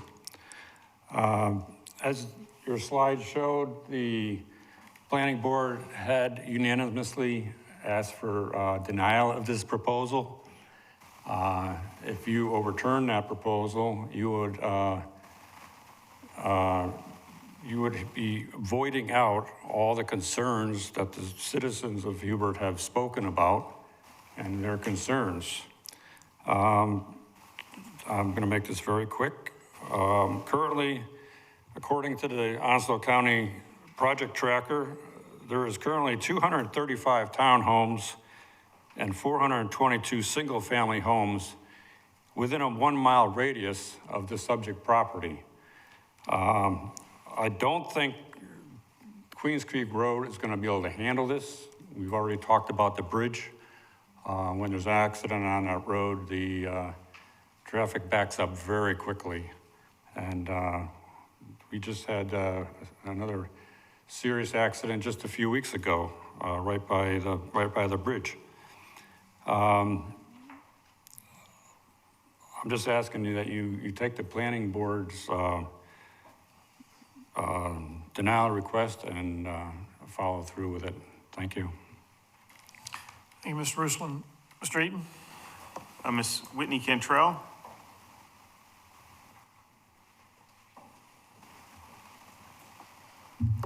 Good evening, commissioners. I understand the proposal is for a small additional quantity of homes.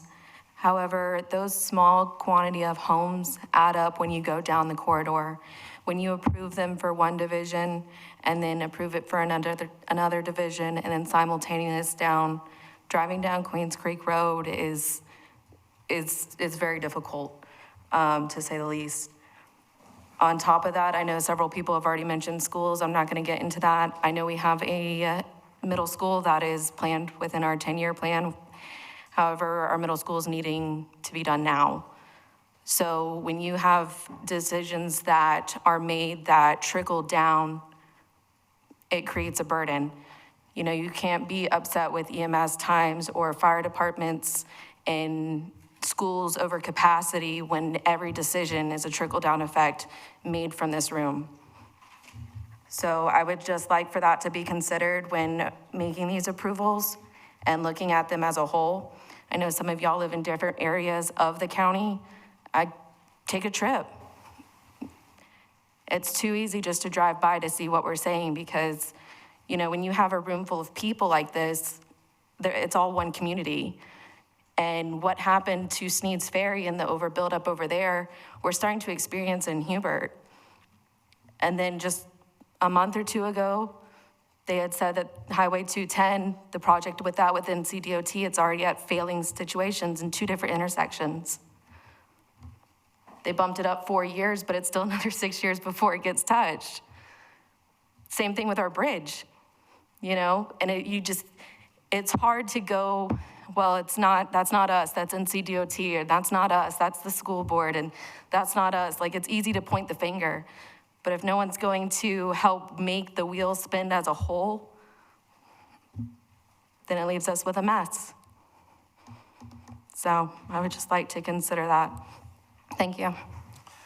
Thank you, Ms. Cantrell. Mr. Eaton? Yes, Grayson Morgan.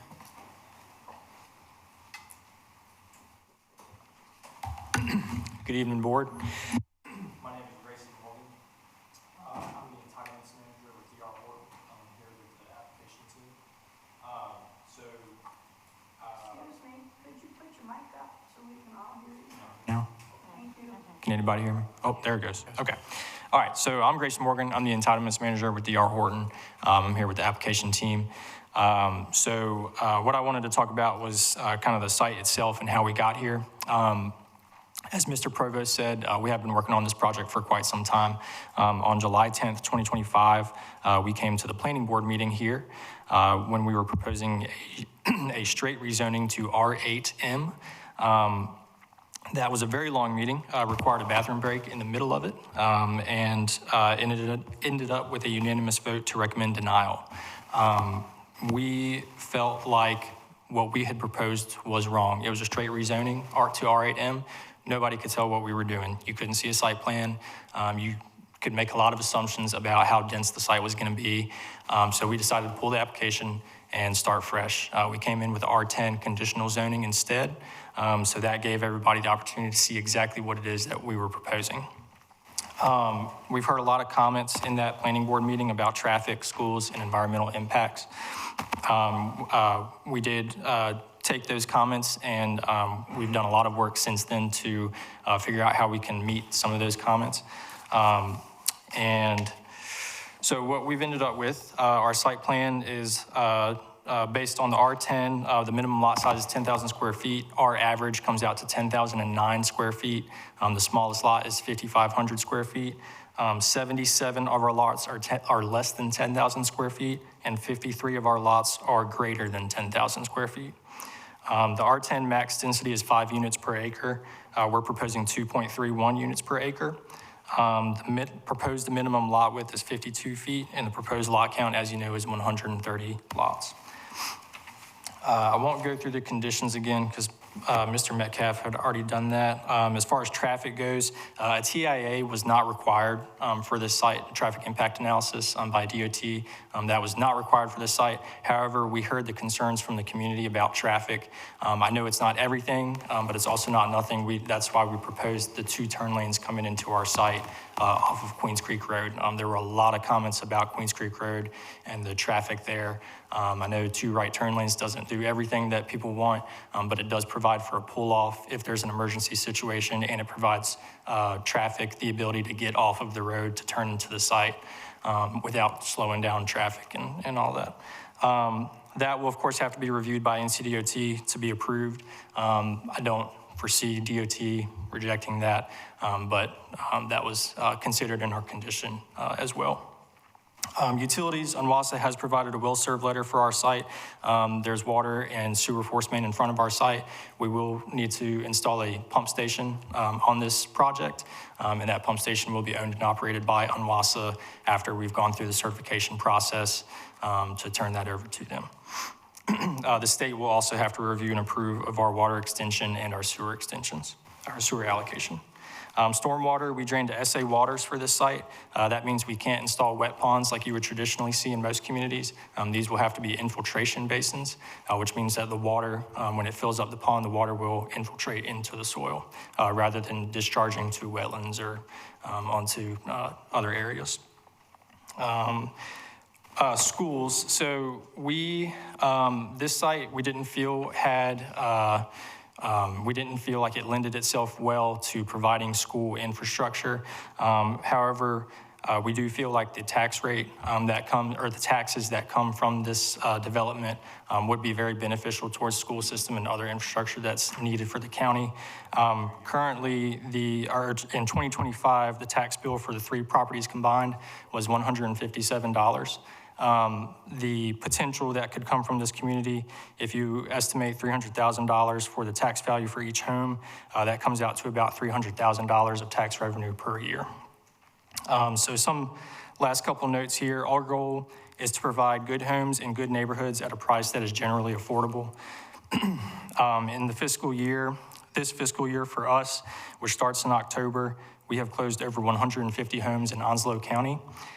More than half are DOD employees or DOD affiliated, more than half are first-time home buyers, and more than 75% are active duty or veterans. And that's it. Thank you.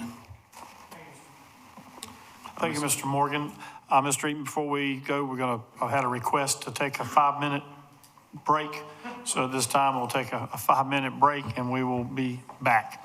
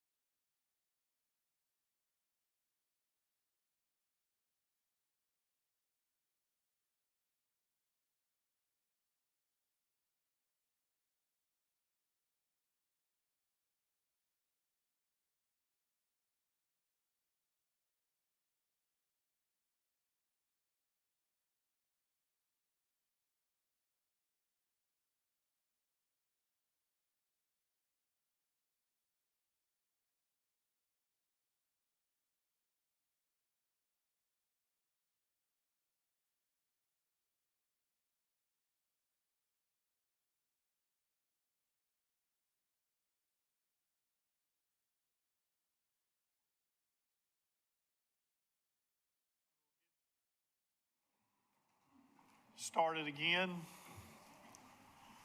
So, Mr. Eaton, who do we have next to speak? Mr. Daniel Cornell.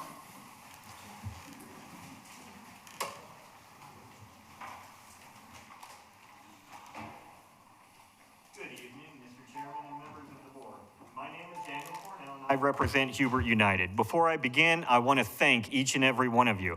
Recently, Sand Ridge Road was resurfaced, and I want to acknowledge that. It rides beautifully, and I know many people in Hubert appreciate that investment. It demonstrates that the county and NCDOT recognize our infrastructure deserves attention. But respectfully, fresh asphalt doesn't create another lane. Tonight, I want to make one thing perfectly clear. Hubert United is not opposed to development. We are not asking you to tell families they can't move here. We are not asking you to tell landowners they can never develop their property. We're simply asking that infrastructure be given the opportunity to keep pace with growth. Over the past several months, our organization has attended planning board meetings, submitted public records requests, reviewed engineering reports, transportation planning documents, school information, and listened to countless residents throughout our community. After all of that work, we've reached a very simple conclusion. The issue isn't this development. The issue is the pace. Every time a subdivision comes before you, it's evaluated on its own. But our community doesn't experience these developments one at a time. We experience all of them together. The traffic adds together. The demands on our schools add together. The demands on emergency services add together. The strain on drainage, utilities, and public infrastructure all adds up.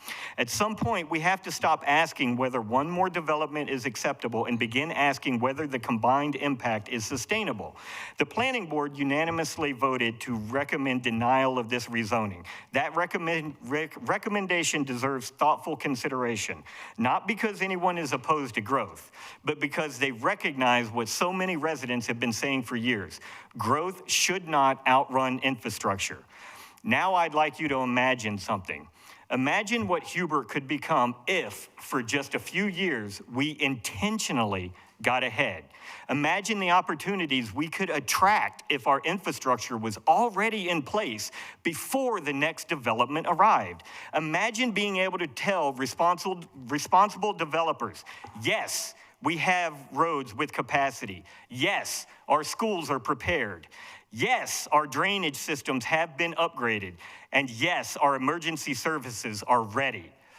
That isn't a barrier to economic growth. That's exactly the kind of community quality developers, employers, and families want to invest in. Infrastructure is not an expense. Infrastructure is an investment that attracts the very tax base you are trying to build. Tonight, I'd like to borrow an idea from an extremely great man. Let's stop asking what development can do to our infrastructure, and let's start asking what our infrastructure can do for the kind of development we want to attract. Because when the infrastructure leads, quality development follows. When infrastructure lags behind, every new project becomes another debate about catching up. I believe Hubert can become one of the most desirable communities in all of Eastern North Carolina, not because we approve every project that comes before us, but because we become known as a community that plans ahead. One that invests wisely, one that welcomes growth when it can be supported, and one that understands that good planning today creates prosperity tomorrow. I'm not looking for 2, 5, 10 years. I'm thinking 50 years from now. I respectfully ask you tonight to give Hubert the opportunity to get ahead in this game instead of spending the next 2, 3, 4 decades playing catch up. Thank you very much. Thank you, Mr. Cornell. Mr. Eaton. Mr. Ian Manlon.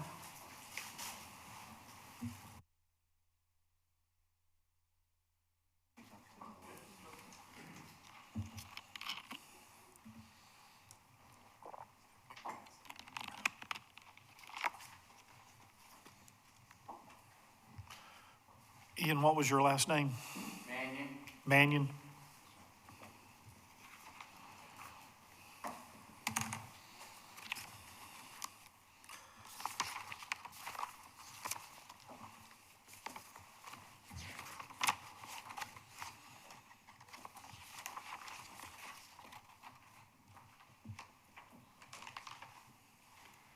Good evening, Board.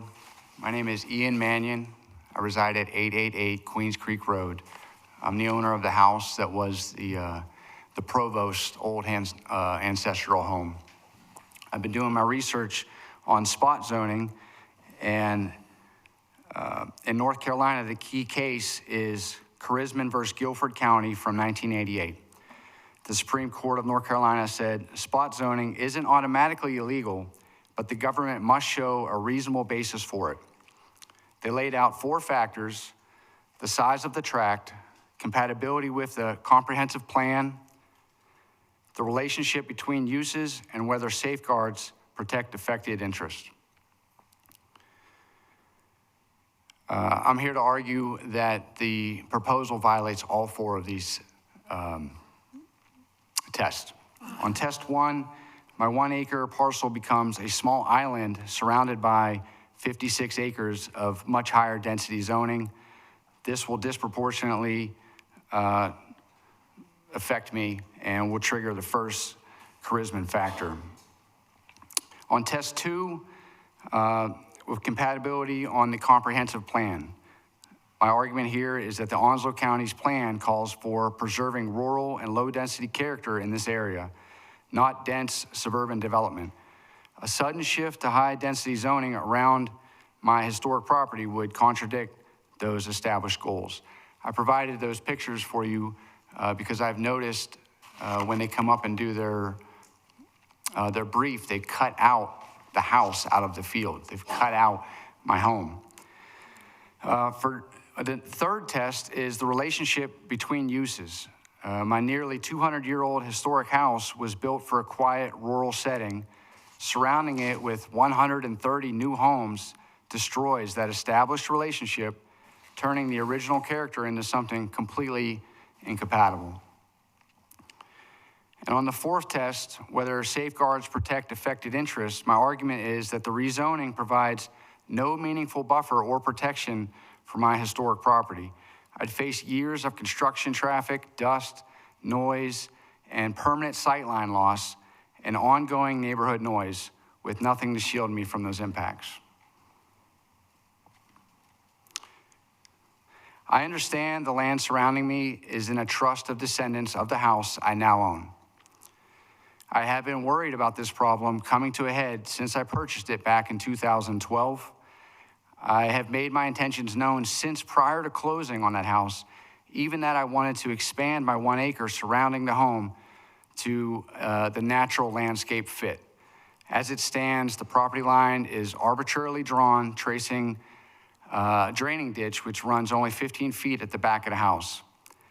I made my concerns known to John Provost of the Probo Trust at the time of sale, and was initially told that it would be completely reasonable and they would be happy to let me buy more acres at $10,000 per. Within days of closing, he told me that he could no longer honor that and that the land in the area is now going for $30,000 for half an acre, and he has only 1 vote, doesn't control the board, and people are relying on this land for their retirement fund. I don't have millions of dollars to buy the field around me and build a subdivision, but it's clear the town doesn't want this, and for the reasons I mentioned, obviously it's unfathomable to me. I believe I have a compromise solution. I intend to start a nonprofit and hopefully purchase the land at a more reasonable price based on agricultural value and make the land a nature preserve with a walking trail that would benefit the community as a whole without the negative impacts. I have been in contact with Congressman Murphy's office to schedule a meeting about obtaining a grant. Obviously, I'm in the planning phase, but I have already assembled several qualified individuals willing to serve on the board. It is a big project, but I am a retired veteran and I have the time to take it on. I'm pleading with the board to represent my interests as a citizen of this community and not a major conglomerate business treating our neighborhood like a monopoly board. Thank you for your time. Thank you, Mr. Mannion. Mr. Eaton. Ms. Amanda Johnson.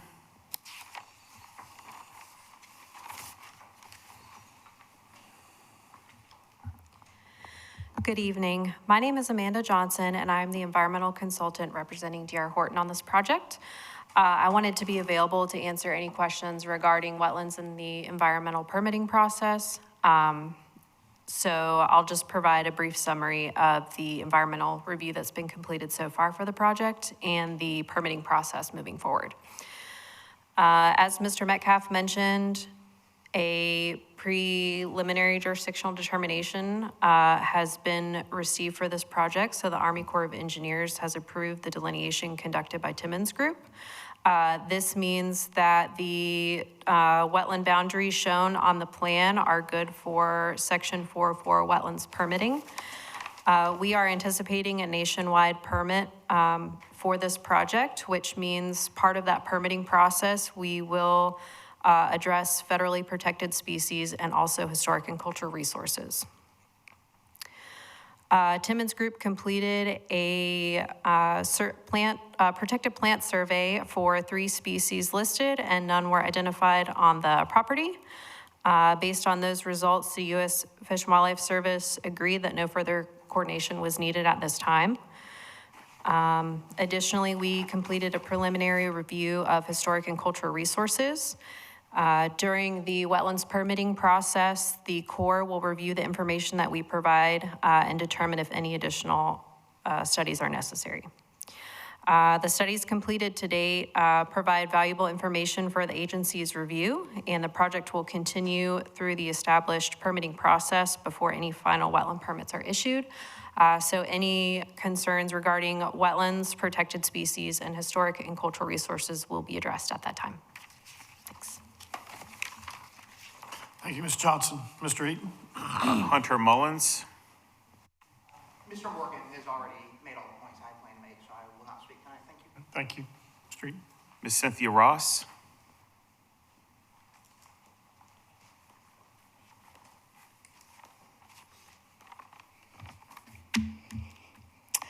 Good evening, Chairman, members of the board. My name is Cynthia, and I'm a resident of Hubert. I'm here tonight because I'd like to ask you to consider one part of this rezoning that can sometimes be overlooked: our schools. I have 2 children who are teachers, and because of them, I've had the opportunity to hear firsthand about the challenges our schools already face. Teachers work incredibly hard every day. They do an amazing job with the resources they have. This isn't a criticism of our schools or our educators. It's exactly the opposite. It's because I respect what they do that I'm concerned. Every new residential development brings new families, and with those families come new students. That's a wonderful thing, but only if our educational infrastructure is able to grow alongside our neighborhoods. My concern is that we're approving developments one at a time, while the impact of our schools is cumulative. One subdivision may not seem significant by itself, but when you add them all together, all of the developments proposed or approved across Hubert and the surrounding areas, those additional students begin to place real demands on classrooms, teachers, transportation, and school resources. I'm not standing here asking you to stop growth. People need their homes. Families deserve places to live.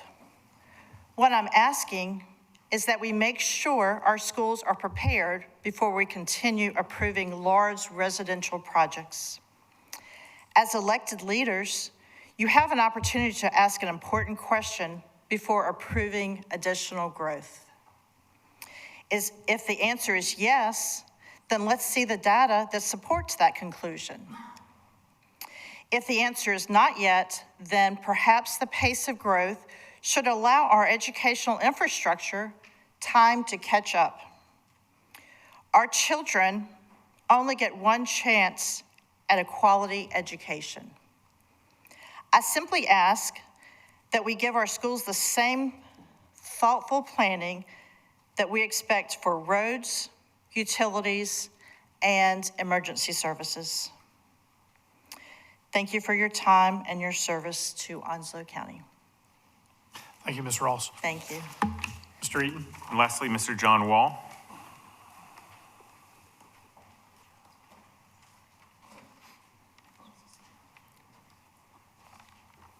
Good evening, Board. John Wall, Timmons Group. I also just wanted to be here for any clarification or questions. Just want to close this public comment off with this is a planned development for 130 lots, whereas RA is allowed 122 lots by right. Of course, this is just a conditional rezoning plan. We will have to obtain construction drawings and permits, including state stormwater, state erosion control, state water and sewer, Monwassa, et cetera. So with being SA waters, we will have to propose infiltration basins so to detain all that water on our site. We cannot discharge that water as typical with a wet pond. And that's about it. Thank you, Mr. Wall. Thank you. That was it, Mr. Eaton? Yes, sir. So we'll close the public hearing at this time and bring the matter to the commissioners. Motion to approve. Second. We have a motion and a second. Any discussion? I'd like to start off the discussion. Before I came into the board tonight, there's a lot of things going through my mind. This is one of the ones that I denied initially, and I was one of the commissioners that denied it. I can't even remember what the vote was, but I just want to say a couple of things. It's when you come to a hearing like this and you see people that are concerned, both parties, and you hear some of the arguments, some of the things that people say, pro or con, that you didn't really think about. First of all, he owns this land and he can do what he wishes with it. He can already build 120 homes, okay? And I'm not one to stand in the way of development whatsoever. But he has a right to build 120 homes. With the new proposal, the conditional proposal, he can build 122. He can build 130, and then he's going to put up the 10-foot berm. He's going to add the sidewalk. He's going to add the playground and all those things. I understand that. And so that's kind of under our control. But, and there's a but here. I've been in Onslow County since 1990. I almost bought a house in Queens Creek Road when I first got here from overseas. I'm glad I didn't. And the reason why I didn't, I didn't, I loved the house. Number one, it was too expensive. And number two, it was in a low-lying area that flooded very easily. I have a friend of mine that lives in Hubert, a very good friend of mine that lives at the end of Hubert, or under Bear Creek Road. When Hurricane Florence hit, he was flooded in, bad. And when I've been down that road many times, I have a couple of good friends that are in Hubert. And what I don't like about Hubert, that area, is I'm all for the 130 homes elsewhere, not in Hubert, because it's not, to me, conducive to that. Number one, the traffic on Queens Creek Road, the schools, and a couple of you speakers made some good points. Mr. I think it's Garnett. Is that you, Mr. Garnett, right there? Yeah. Cornell. What was his name? Mr. Cornell. Cornell, I'm sorry. I spelled it wrong. I was listening to what you said. You said some very good things. You hit on some good topics. And I like the fact that you said, let's think about the other side. So I started really paying attention to what you said, and it made sense to me. It's a hard decision, and we get up here as commissioners, we have to make these decisions. And I'm all for progress. I'm all for allowing you to do what you want with your land, because that's your land. But I also have to think of the citizens and the area, and I've been in that area, and I think about the flooding. And the one thing that stuck in my head was, if it rains, and there's a bad, like Florence or Bertha, and it floods there, those people are trapped. And that's what concerns me. You're trapped, like my friend was. And when you add 130 homes or 122 homes, you had children, you had family members, but more importantly, you had traffic. And I've been down Bear Creek and Queens Creek Road, and they're not fun to drive, to believe me, especially at night. So with that, before I came into this meeting tonight, I was all in favor of this rezoning to take place.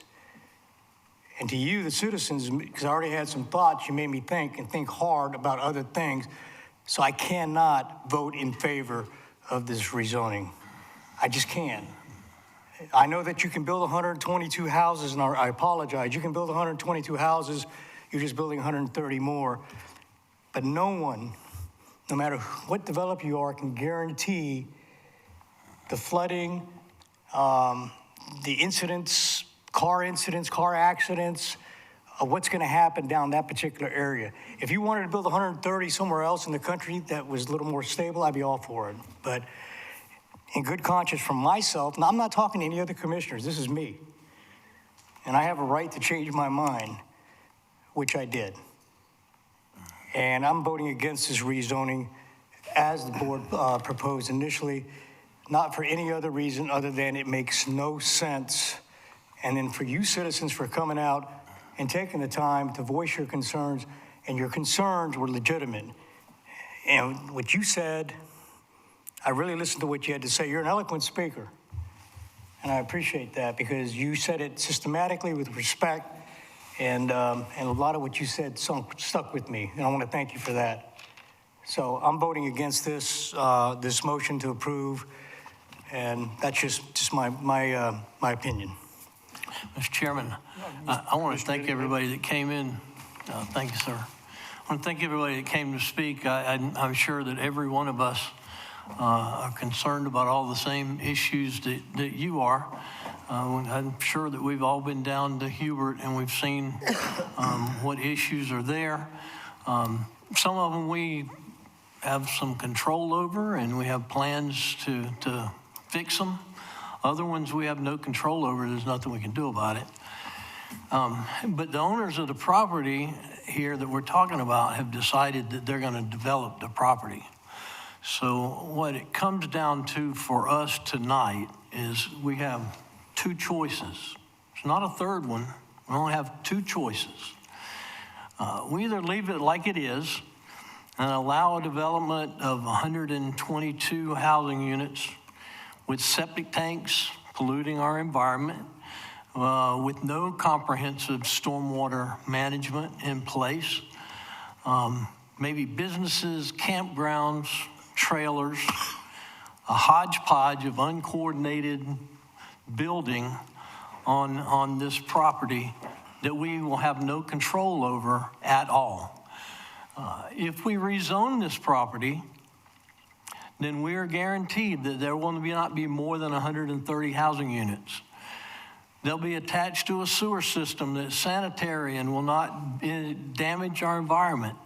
There will be stormwater infiltration basins to keep the stormwater on the property and not flood the neighboring properties.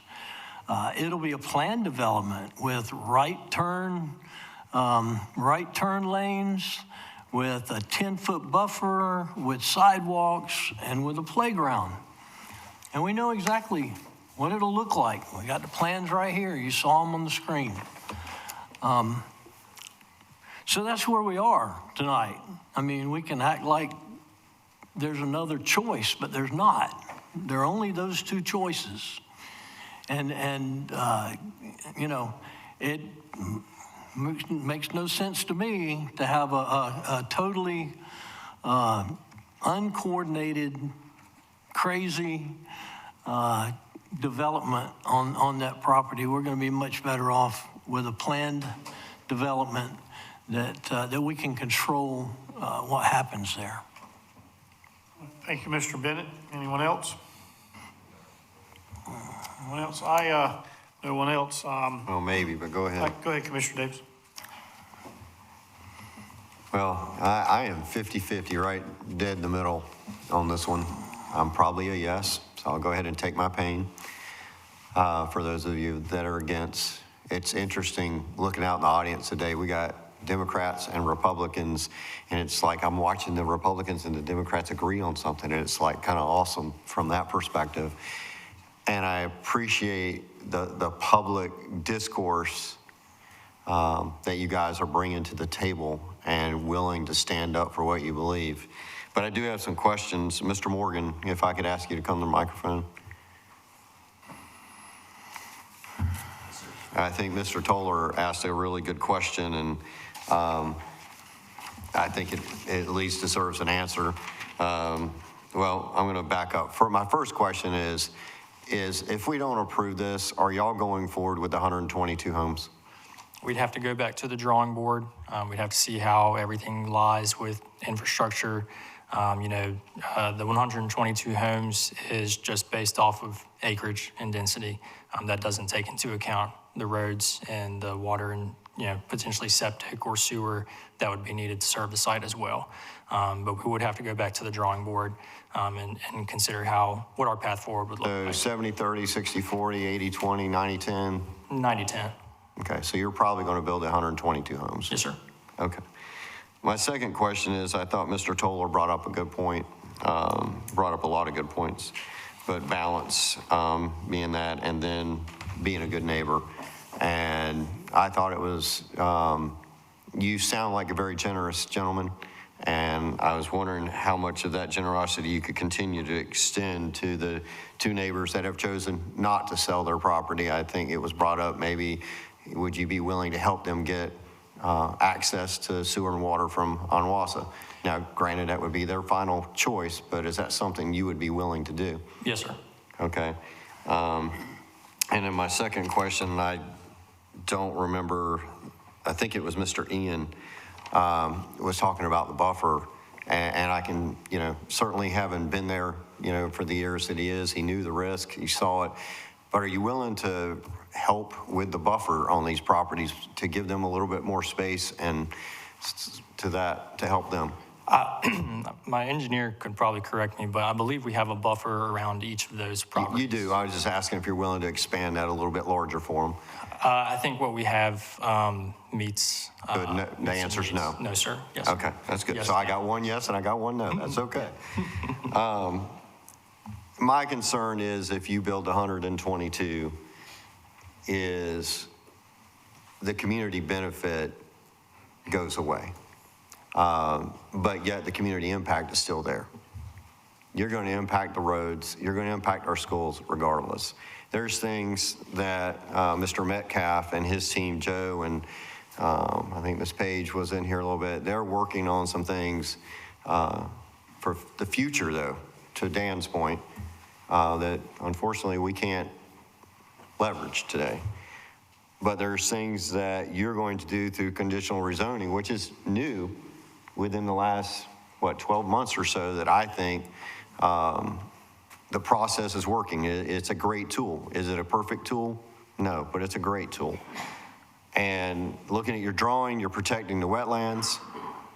Looking at your drawing, you're going to provide a park or recreational facility. You're going to provide sidewalks and a turn lane. And that's why I'm leaning yes, because otherwise if I let you build this the other way and I vote no, which I could, then you're still going to build 122 homes, but now you don't have to do any of that. And that's where I am on it. I want the community to get the best out of this product that the community can get out of this product. And if I vote no, I think I'm actually hurting the citizens of Onslow County, not helping them. But I'm sorry? There's no speaking from the audience. Yes. Sorry, Mr. Cornell. So let me rephrase that, but I did hear that, Mr. Cornell. I would be hurting the citizens of Hubert by doing that. That is my opinion, and certainly I understand the risk of that. But I want the best for Hubert. Do I want you to build it all? And I'm not just talking to you. Thank you for standing there. You can sit back down. I'm done. But I do have your commitment to help the homeowners get water and sewer. Yes, sir. Okay. I think, Dan, you're spot on. We're not looking far enough into the future. We're not, you can't talk. Please bear with me. I'm trying to compliment you and work with you the best I can. My hands are tied, okay? But you have a lot of great ideas, and I so appreciate the way you've changed in the way you presented your ideas today. You changed the vote today because of the way you presented yourself, and I appreciate that. But we need to work with you for the future so that we can get better infrastructure. You've heard me say up here, as a board, we've got to do a better job of going after DOT and getting DOT down here and doing better by us. We've got to do better at our schools. We need to be tougher. There's a couple of us on this board that have talked about we need to be tougher on what the Onslow County schools are doing and building, and why aren't we building? We got money. Why aren't we moving forward with our schools? So you bring up valid points. Some ways in this, we've got the cart before the horse. 100% agree with you. But it's the situation we're dealt. It's the cards we're dealt right now. So that is my point and where I am on this, and I appreciate everybody. Miss Gigi, I see you and Steve driving around town all the time. Steve, she looks better in that car than you do. I just put that out there. But you guys are always in the community, always helping. Appreciate you guys. But that's where I am. I appreciate the factual data. That's what I'm trying to say, is we need that. But I also appreciate the hearts, and it's a tug. It really is. So thank you. Thank you, Mr. Davis. Tim, let me jump a little bit more there. What you were talking about schools. Some of us sit on some boards, and a while ago somebody said something about pointing fingers. You're wrong, totally wrong. The thing about it is, in the Board of Education, let me explain something to you. We had meetings with them way back when. They're supposed to break ground in Holly Ridge, April. Did they break ground? No, did not. We have 3 new schools we're supposed to build, one in Holly Ridge, 2 in the Hubert area, or in that section through there, which is the middle school and an elementary school. And I want to thank the lady that came up and talked about schools. It's not us. We give them the money. They're supposed to get off their butts and do something, and we're not getting anything done. That school should have been broke ground in April. We're talking about in Holly Ridge. And then we'd be able to move forward on the other 2 schools that would be in the Hubert area through there. They're talking about a middle school and an elementary school. Gentlemen, we keep pushing them to do it. There's nothing we can do. That's the Board of Education. Go to their meetings and raise Cain with them and tell them to get something done. Get some schools built. I believe what the lady just got done saying about schools, we need the schools, definitely. The infrastructure like DOT on Sand Ridge Road, I sit on Jumbo along with Tim, and that was a surfacing that came up, and we got that surface for you. There's a lot of things we can do, but there's some things our hands are tied on. But I'm like John, as I said, some of this infrastructure, I agree. But the thing about it is our hands are tied on a lot of stuff. But I want to thank you for that, Tim. John. Any other discussion? Thank you, Carpenter, Tim. Commissioner Paget? Okay.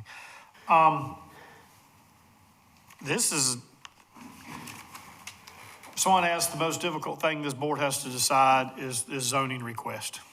It's difficult, but I had one thought in mind coming in, what I heard, what I listened, what I'd read and looked at the 122 versus the 130, the ability to have control and all those things. But Mr. Mannion, you mentioned spot zoning, and I don't know if it's truly relevant to this case or not, but it brought me back many, many years ago when I went to the city council with spot zoning. And my concern is your home and where it's at and what's going on around it. And then I don't know, I think it's Hannah's maybe that owns the other one. I don't know what theirs are. And I fully understand that if we approve this, then all these conditional things are going to take place, and those are all good things. But if we don't approve it, there's the possibility of development of 120 or 122 homes and RA and all that. And I don't know if you're going to, survey it all out, create those square footage for those homes, and you're going to build the homes, or if you're going to survey it all out and then you're going to sell the property individually, or how you're going to do that. I was convinced from what I read and what I looked at that I'd go with this, but there's a better opportunity, maybe Mr. Mannion, maybe folks from Hubert United, buy individual plots in there. So I don't know. I don't know what the answer is. And I've tried to, as you said, Mr. Provost, was remove myself with the emotion. And I think I've tried to do that, but it filtered back in because I just,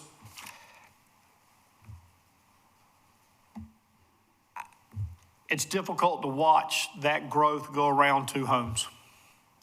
And they have no ability to do anything about it. I know that they'll probably get hooked up to sewer, but who's going to pay for that for them? Because there's a sewer hookup fee.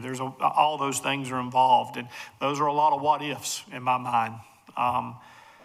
And I know that there may be only one or two folks that vote no, and it goes through. But I just take the emotion out, and it filters itself back in, and it's difficult because the emotion is theirs. I believe in the landowner being able to do what they want to do, but also believe in the landowner that's stuck in the middle of it and can't do anything about it. This is probably the most difficult one that I've sat on this board and listened to. Ms. Ross, I started in Onslow County Schools back in 1991 in a temporary building on Piney Green Road. I don't know that we'll ever catch up with growth in school buildings. Like I said, that was 1991. The temporary building I was in is still I think it's still being used today. And I've been retired from it for 4 years, so I fully understand the situation with growth and so forth and so on. But I can go on and try and explain what I'm going to do or what I'm not going to do. But tonight, all of you said some things that made me rethink what I was going on, but I'm going to go ahead and tell you that the change in my vote was Mr. Mannion. That just caused me to look at that differently, and that's seeing what he has. And you know, as much as I believe in you get to do what you want to with your property, you're going to be able to anyway. But my opinion now has been changed. And I can't go in that direction with it as much as I felt like I would have an hour and a half ago. But I've heard some different perspectives and things that I didn't count on hearing, and that's kind of swayed my opinion in a different direction. So now that everybody's had a chance to speak, we'll go ahead and. Mr. Chairman, do we need? Mr. Morgan has agreed to provide sewer and water. Does that need to go into the conditional report? Well, you got to let him. Yeah, it's not part of this land, the actual land, so you're asking for a neighboring property, correct? Yeah, for the two neighboring properties. Right. I don't know. I just asking if it needs to go in the conditions. If it is desired to be a condition, we would have to. I would ask that we would be able to explore that with the county attorney. Okay. At this time, my understanding for conditions, they have to be property specific and tailored to that property. So while these two other properties are not subject to the rezoning, I do not believe that condition could be eligible, but I wish, if it is the board's desire, I'd have to explore that with the county attorney. So it's a gentleman's agreement. Well, I would say that, but I would also say to the gentleman who made that agreement that I think that company comes before this board often, and you're going to rely on what he says, so I think he would be well served too. We can't add anything right now. We have a motion on the floor. We'd have to redraw that motion to get anything into that. We have a motion on the floor to approve. I think that was probably just a discussion between. Yeah, I was just making sure that the gentleman in the audience knows that this board relies upon their representations to the board, so I would hope that he would follow through with that. Okay, thank you. Yep. All right, with that being said, I think it's time to call the question, Commissioner Buchanan. Everybody's had their chance. I was being nice. And we're going to move on with that. So at this time, we will have the vote, and those in favor of the motion signify by saying aye. Aye. Those opposed? Nay. No. So I think the motion passes 5-2. Correct. Would be my thought there. So we will move on from that to the next piece of the meeting. General items, I believe we are to item 6, and that will be the CDM Smith Agreement for Professional Engineering Services. Mr. Jamie Harrell will present this item. And Mr. Harrell, if you just want to take a minute as everyone heads out.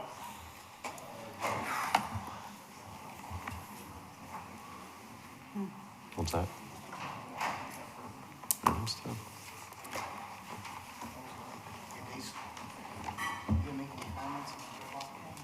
Oh, yeah.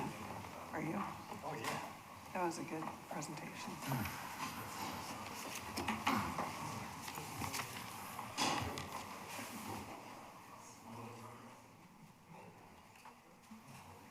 Good evening, Commissioners. Onslow County Solid Waste Department operates a Subtitle D landfill located at 415 Meadowview Road. Solid Waste has previously utilized CDM Smith to provide consulting, planning, and professional engineering services in support of the landfill operation and regulatory compliance. The proposed agreement establishes a five-year contract effective through June 30th, 2031. Services will be authorized on an as-needed basis through individual task orders for specific projects. The general scope of services may include, but not is limited to, engineering, agriculture services, planning and physical financial analysis, monitoring and airspace analysis, methane gas monitoring, and our Tier 2 landfill gas testing. I am here to answer any questions. Motion to approve. Second. Motion and a second. Any discussion? Well, I told Jamie I was going to grill him, so I can't let him off the hook totally. Hit me, sir. But Jamie, if you would, just for me and the audience at least, tell us a little bit more why we need this and the future of this and some of the projects that we probably have coming down the pipeline. So we have a roughly $100 million worth of projects left for the lifetime of the landfill. These engineering services help with design, a lot of design into our new facilities. At this particular moment, we are relying on our engineering firm to do a lot of the testing, which moving forward within a year or so, we're going to do a lot of that testing on our own. But until then, we have to pay a contractor to do so. Okay. They've been doing, if I may. I'm sorry, go ahead. They've been doing a long time. Yes, sir, since. And they're very, very good at what they do. So CDM Smith has designed and engineered all but one phase of Onslow County Solid Waste, Subtitle D landfill. And your funding is all encapsulated. It doesn't come through the general fund, correct? That is correct, yes, sir. Okay. And so the reason why I asked that, I asked that intentionally. So my second question, or third question, I guess, as it be, is what is the potential of you being able to create or have engineers on site that report to you or report to the county to do this kind of work versus having to outsource it? Moving forward, I think the liability part of it, we need to have a separate engineering firm. But there's a lot of things that we can do in-house in the future to eliminate some of the cost from the engineering firm. Okay. That's all I've got, Mr. Chairman. Thank you. Any other questions? All in favor of the motion signify by saying aye. Aye. Those opposed, hearing none, motion carries. Thank you, Mr. Harrell. Welcome back. We will move to item 6B, the fiscal year 27 Home and Community Care Block Grant and Melania. See, I knew I would get that wrong. He'll get it right. He'll get it right in a minute. I spoke to her, asked her if Onslow County was becoming home, and she said yes, and I can't even get her first name right. So Ms. Williams, our Senior Services Director, is back here. So Yes, good evening. I'm here in reference to the Home and Community Care Block Grant. Eastern Carolina Council Area Agency on Aging has allotted additional funding for FY 26-27 with an additional $14,913, increasing the county's total HCCBG award to $755,249. The Area on Aging has requested that we revise its certification of eligibility and the budget workbooks and resubmit the documentation. It is respectfully requested that the Board of Commissioners approve the Home and Community Care Block Grant amendment in the amount of $913 and revise the certification of eligibility for FY 27 and authorize the chairman and county manager, to sign the necessary documents on behalf of the county. Thank you. So moved. motion and a second. Any discussion? Hearing none, all in favor of the motion signify by saying aye. Aye. Those opposed, hearing none, motion carries. Thank you. Okay, we'll move to clinical services agreement with Coastal Carolina Community College. Stephanie Kane, our Emergency Medical Services Division Chief, will present this item. Miss Stephanie's limping Stephanie, too. what are you doing limping? Steve, what are you doing to all these employees? Steve didn't do it. Good evening. The proposed clinical services agreement establishes a long-term partnership between Onslow County EMS and Coastal Carolina Community College to support emergency medical science and continuing education students with required clinical practice and field learning experiences. Under this agreement, Onslow County EMS will serve as a clinical training site, provide supervised learning opportunities that align with state-approved curriculum standards established by the North Carolina Community College System and the North Carolina Office of EMS. This agreement outlines responsibilities related to student supervision, clinical coordination, adherence to EMS protocols, confidentiality requirements, and safety standards. It also supports the continued development of qualified EMS workforce for the community through structured supervised field experience. This agreement is set for a 5-year term beginning September 1st, 2026. It is respectfully requested that the Board of Commissioners approve the clinical services agreement between Onslow County EMS and Coastal Carolina Community College and authorize the county manager to sign the necessary documents on behalf of the county. So moved. We have a motion and a second. Any discussion? Hearing none. Well, great job, Stephanie, for getting that done. That's great. Thank you. Yeah, thank you, Steph. Took a lot out of you, hurt your foot, but we're going to go ahead and vote. All in favor of the motion signify by saying aye. Aye. Those opposed, hearing none, motion carries. Thank you. Stephanie. Item 7 has been removed. We'll move over to, well, not item 7, but that be. We'll go to Part B, Onslow County Planning Board appointments. Mr. DeSalms will present this one. Yes, sir. We have 2 seats open on the Onslow County Planning Board, Jacksonville seat and White Oak seat. You have ballots before you. I'll collect the ballots. The applicants for the Jacksonville seat were Donna Chase, William Woolfolk, David Abraham, Nicole Lucenti, and Chantel Derbyshire.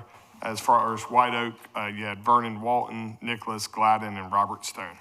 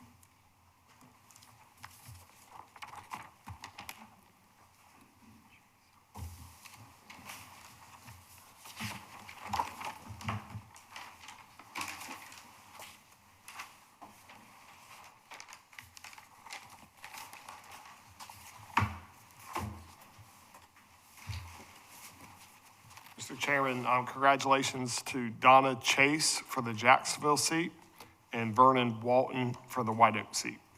Thank you, Mr. DeSalms.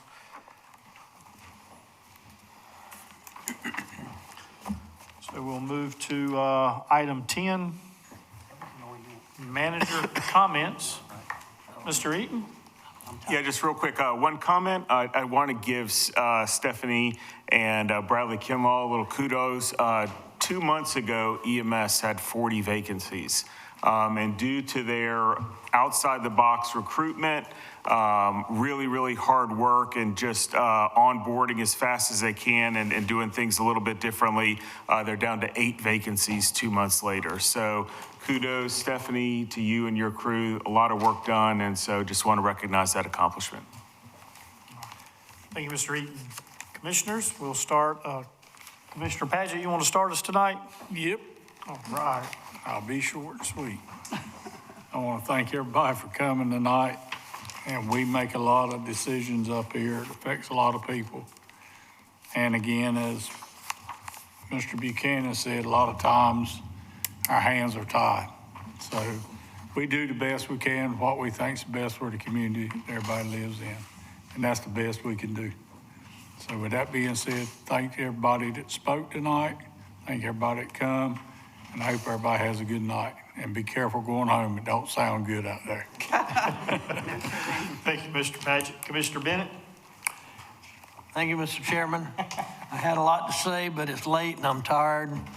So I'll save it till next time. Hope y'all have a good night and stay dry. Everybody said amen. I'll go next, and I'll make it easy, too. Thanks, everybody, for being here. Good night. All right. Commissioner Davis, pressure's on. Well, I'm going to take Royce's place and see how long we can go. No, you ain't. I want to echo what Paul said. I think our Onslow County Schools has got to step up their game. I think a lot of them, but we need to see some schools built. That just needs to happen. A lot of good things said tonight. There's a couple people here that they want to remain incognito, so I'm not going to say their names or even point at them, but they come to every meeting, and so I want to say thank you to them. They know who they are. Appreciate that they come to so many of the meetings. And there's several people that spoke tonight. A lot of them have left that I could say thank you to. Mr. Morgan, I want to thank you for being at least willing to help a little bit. We keep asking you to give a little bit more, and you've found the grace to give a little bit more, so thank you for that.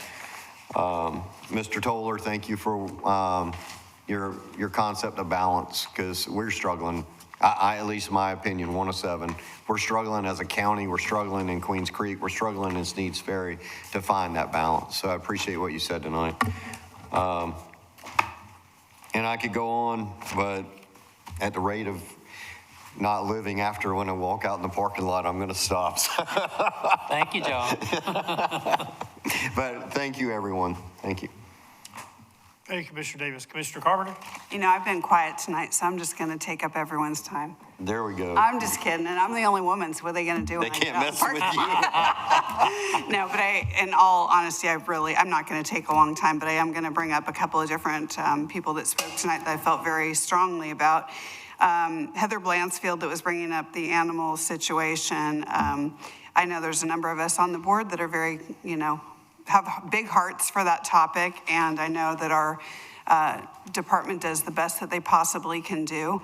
I also know that, new ideas and new people coming to the table are probably welcomed, and so I just wanted to share with her, if she goes back and listens to this, to try to get involved with the Animal Services Advocacy Committee, go to the meetings and maybe pitch some of her ideas, which sounded to be pretty good. It's exciting to me we have meetings that are this big and all the citizens who, seem to have been hiding under rocks for years come out and share their ideas. It's really, really exciting to me to see that. For instance, Drew Bowser, who brought up the topic of the most common word is flock cameras or license plate readers, however you want to dress that up. That is a topic of conversation in my circle quite a lot, and it's a big concern to me, as I know it is for others on this board. And I do want him to know I really appreciated his very powerful, I thought, presentation today. And I do think privacy and the Fourth Amendment are worth protecting, even if we've got the state that's deciding on certain things that I completely disagree with. And I do know that there's some members on the board that agree with me, and we're going to be pursuing what we can locally to limit that. So we have the freedoms that we all deserve to have. Lastly, I just wanted to say that on the Starling Cove conditional rezoning, that was a tough one to listen to, and there are so many things that go into it, and I am not sure who said what, except for a couple of different people. Mr. Toller, I think, was asking for, no, maybe it wasn't maybe Mr. Cornell was asking for us to take consideration and looking forward. And the unfortunate thing is, if we get all the ducks in a row, that doesn't promise us that we're then going to have the development that we want to have in that area at that time either. So I wish it could be utopian in that way, but it's probably not unlikely. There are definitely pieces, as Mr. Buchanan and Mr. Davis had mentioned, that I think do need to be in place with the schools, for instance. Completely agree with that one as well. There are definitely drawbacks to moving forward with development as we do, and I have been, I think, probably very hesitant to vote yes on a lot of things for most of the time I've been in office.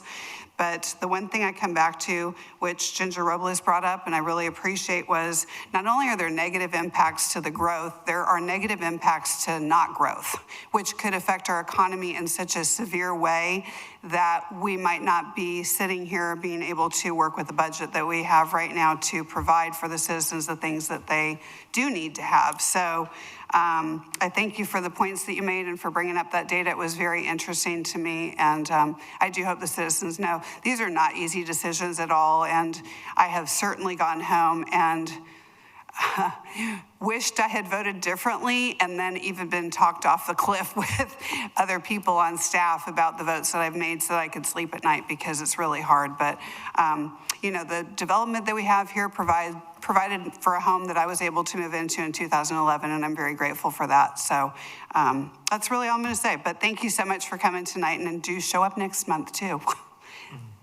Thank you, Commissioner Carpenter. Vice Chairman. Just a couple things real quick. He's not here right now. I wish he was still here. He left. I was hoping he would stay.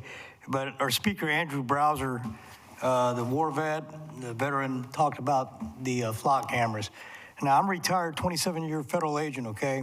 And I believe in the flock cameras. You know, they're for license plate, they're advanced license plate readers, and they're great. And it helps you with your investigation. I wish we had these when I was still active and working. However, there's a big however there. These flock cameras have a tendency and can be used to violate someone's privacy that I will not tolerate and I cannot stand. And I agree with Mr. Browser there in reference to what he can and can't do. The flock camera is not designed to do facial recognition. That can be changed with a software update very quickly. You're not supposed to be able to hack into a flock camera. Well, that's flock. That's garbage. You can't hack into a flock camera. Okay, if it's man-made, it can be hacked into, and that's the problem I have with flock cameras. It's great if it's used like anything else as an investigative tool to help solve a crime. But when you start getting into someone's car and start being able to pick up Bluetooth and pick up their messages, find out where they're going, track an individual, that's a clear invasion of privacy. And it scares me. And Mr. Browser is absolutely correct. It's a part of AI that can be used against citizens like us in this country.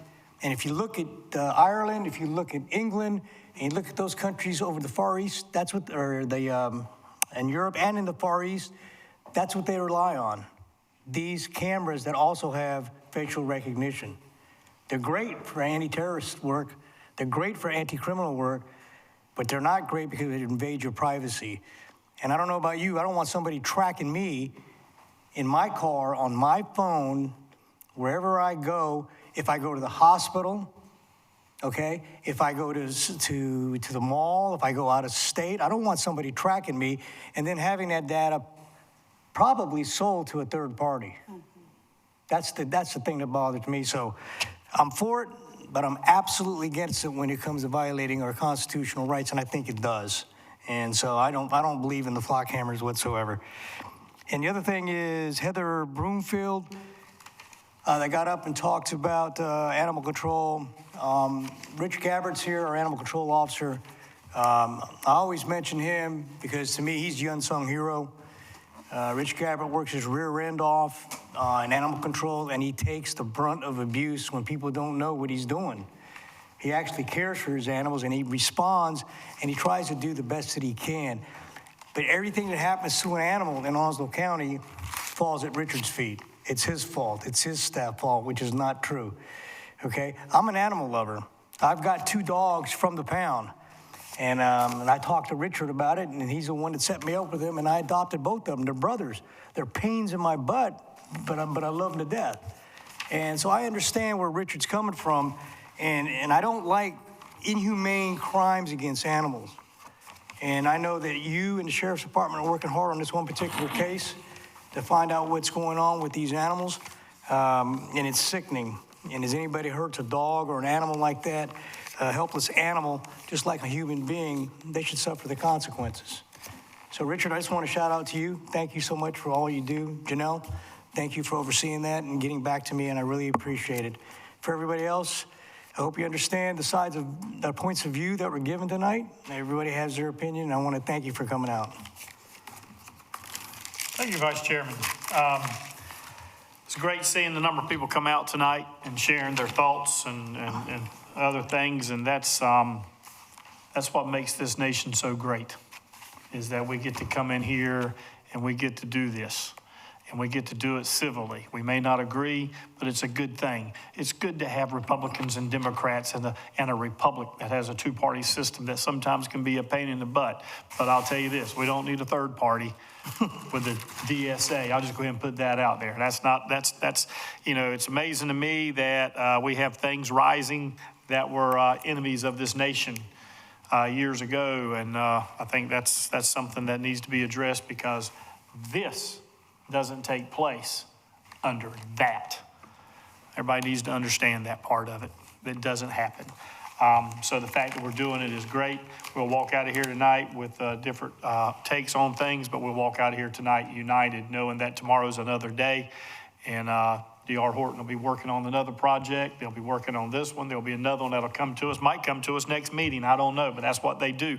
And you get to do what you do because of what this nation is. Capitalism is a great thing. I'm jealous of those that have made much more money at it than I have. But it's a great thing. The flock cameras, definitely that. I mean, people talk about the Alexas and Echo Dots and ever in your house. Well, you purchase those and put them in your house. I didn't purchase the camera on the side of the road, other than the fact that reading my license plate, I'm okay with that, because everybody can read my license plate. Look at me in the window and see my face. Everybody can look in the window and see my face. But not everyone knows who's calling me, what's on my phone, what data's there, and that's a different level. Whether that's what its intent is or not doesn't matter. It's the capabilities that are there that someone can use that against you, and that's what that Constitution is there for, to protect us from those things. So that's just what it is. And I'm going to end tonight like I'm trying to end every night and every meeting, and quote good old, man, I just lost his name right there, folks. That's just great until I'm getting tired. Not Robin Knapp, should have been a cowboy. Yeah, Toby Keith. I love Toby Keith. I love him so much I can't remember who he was. But no, he ended his concerts every time he was on the concert stage with this statement right here. Never apologize for your faith or your patriotism. We are adjourned.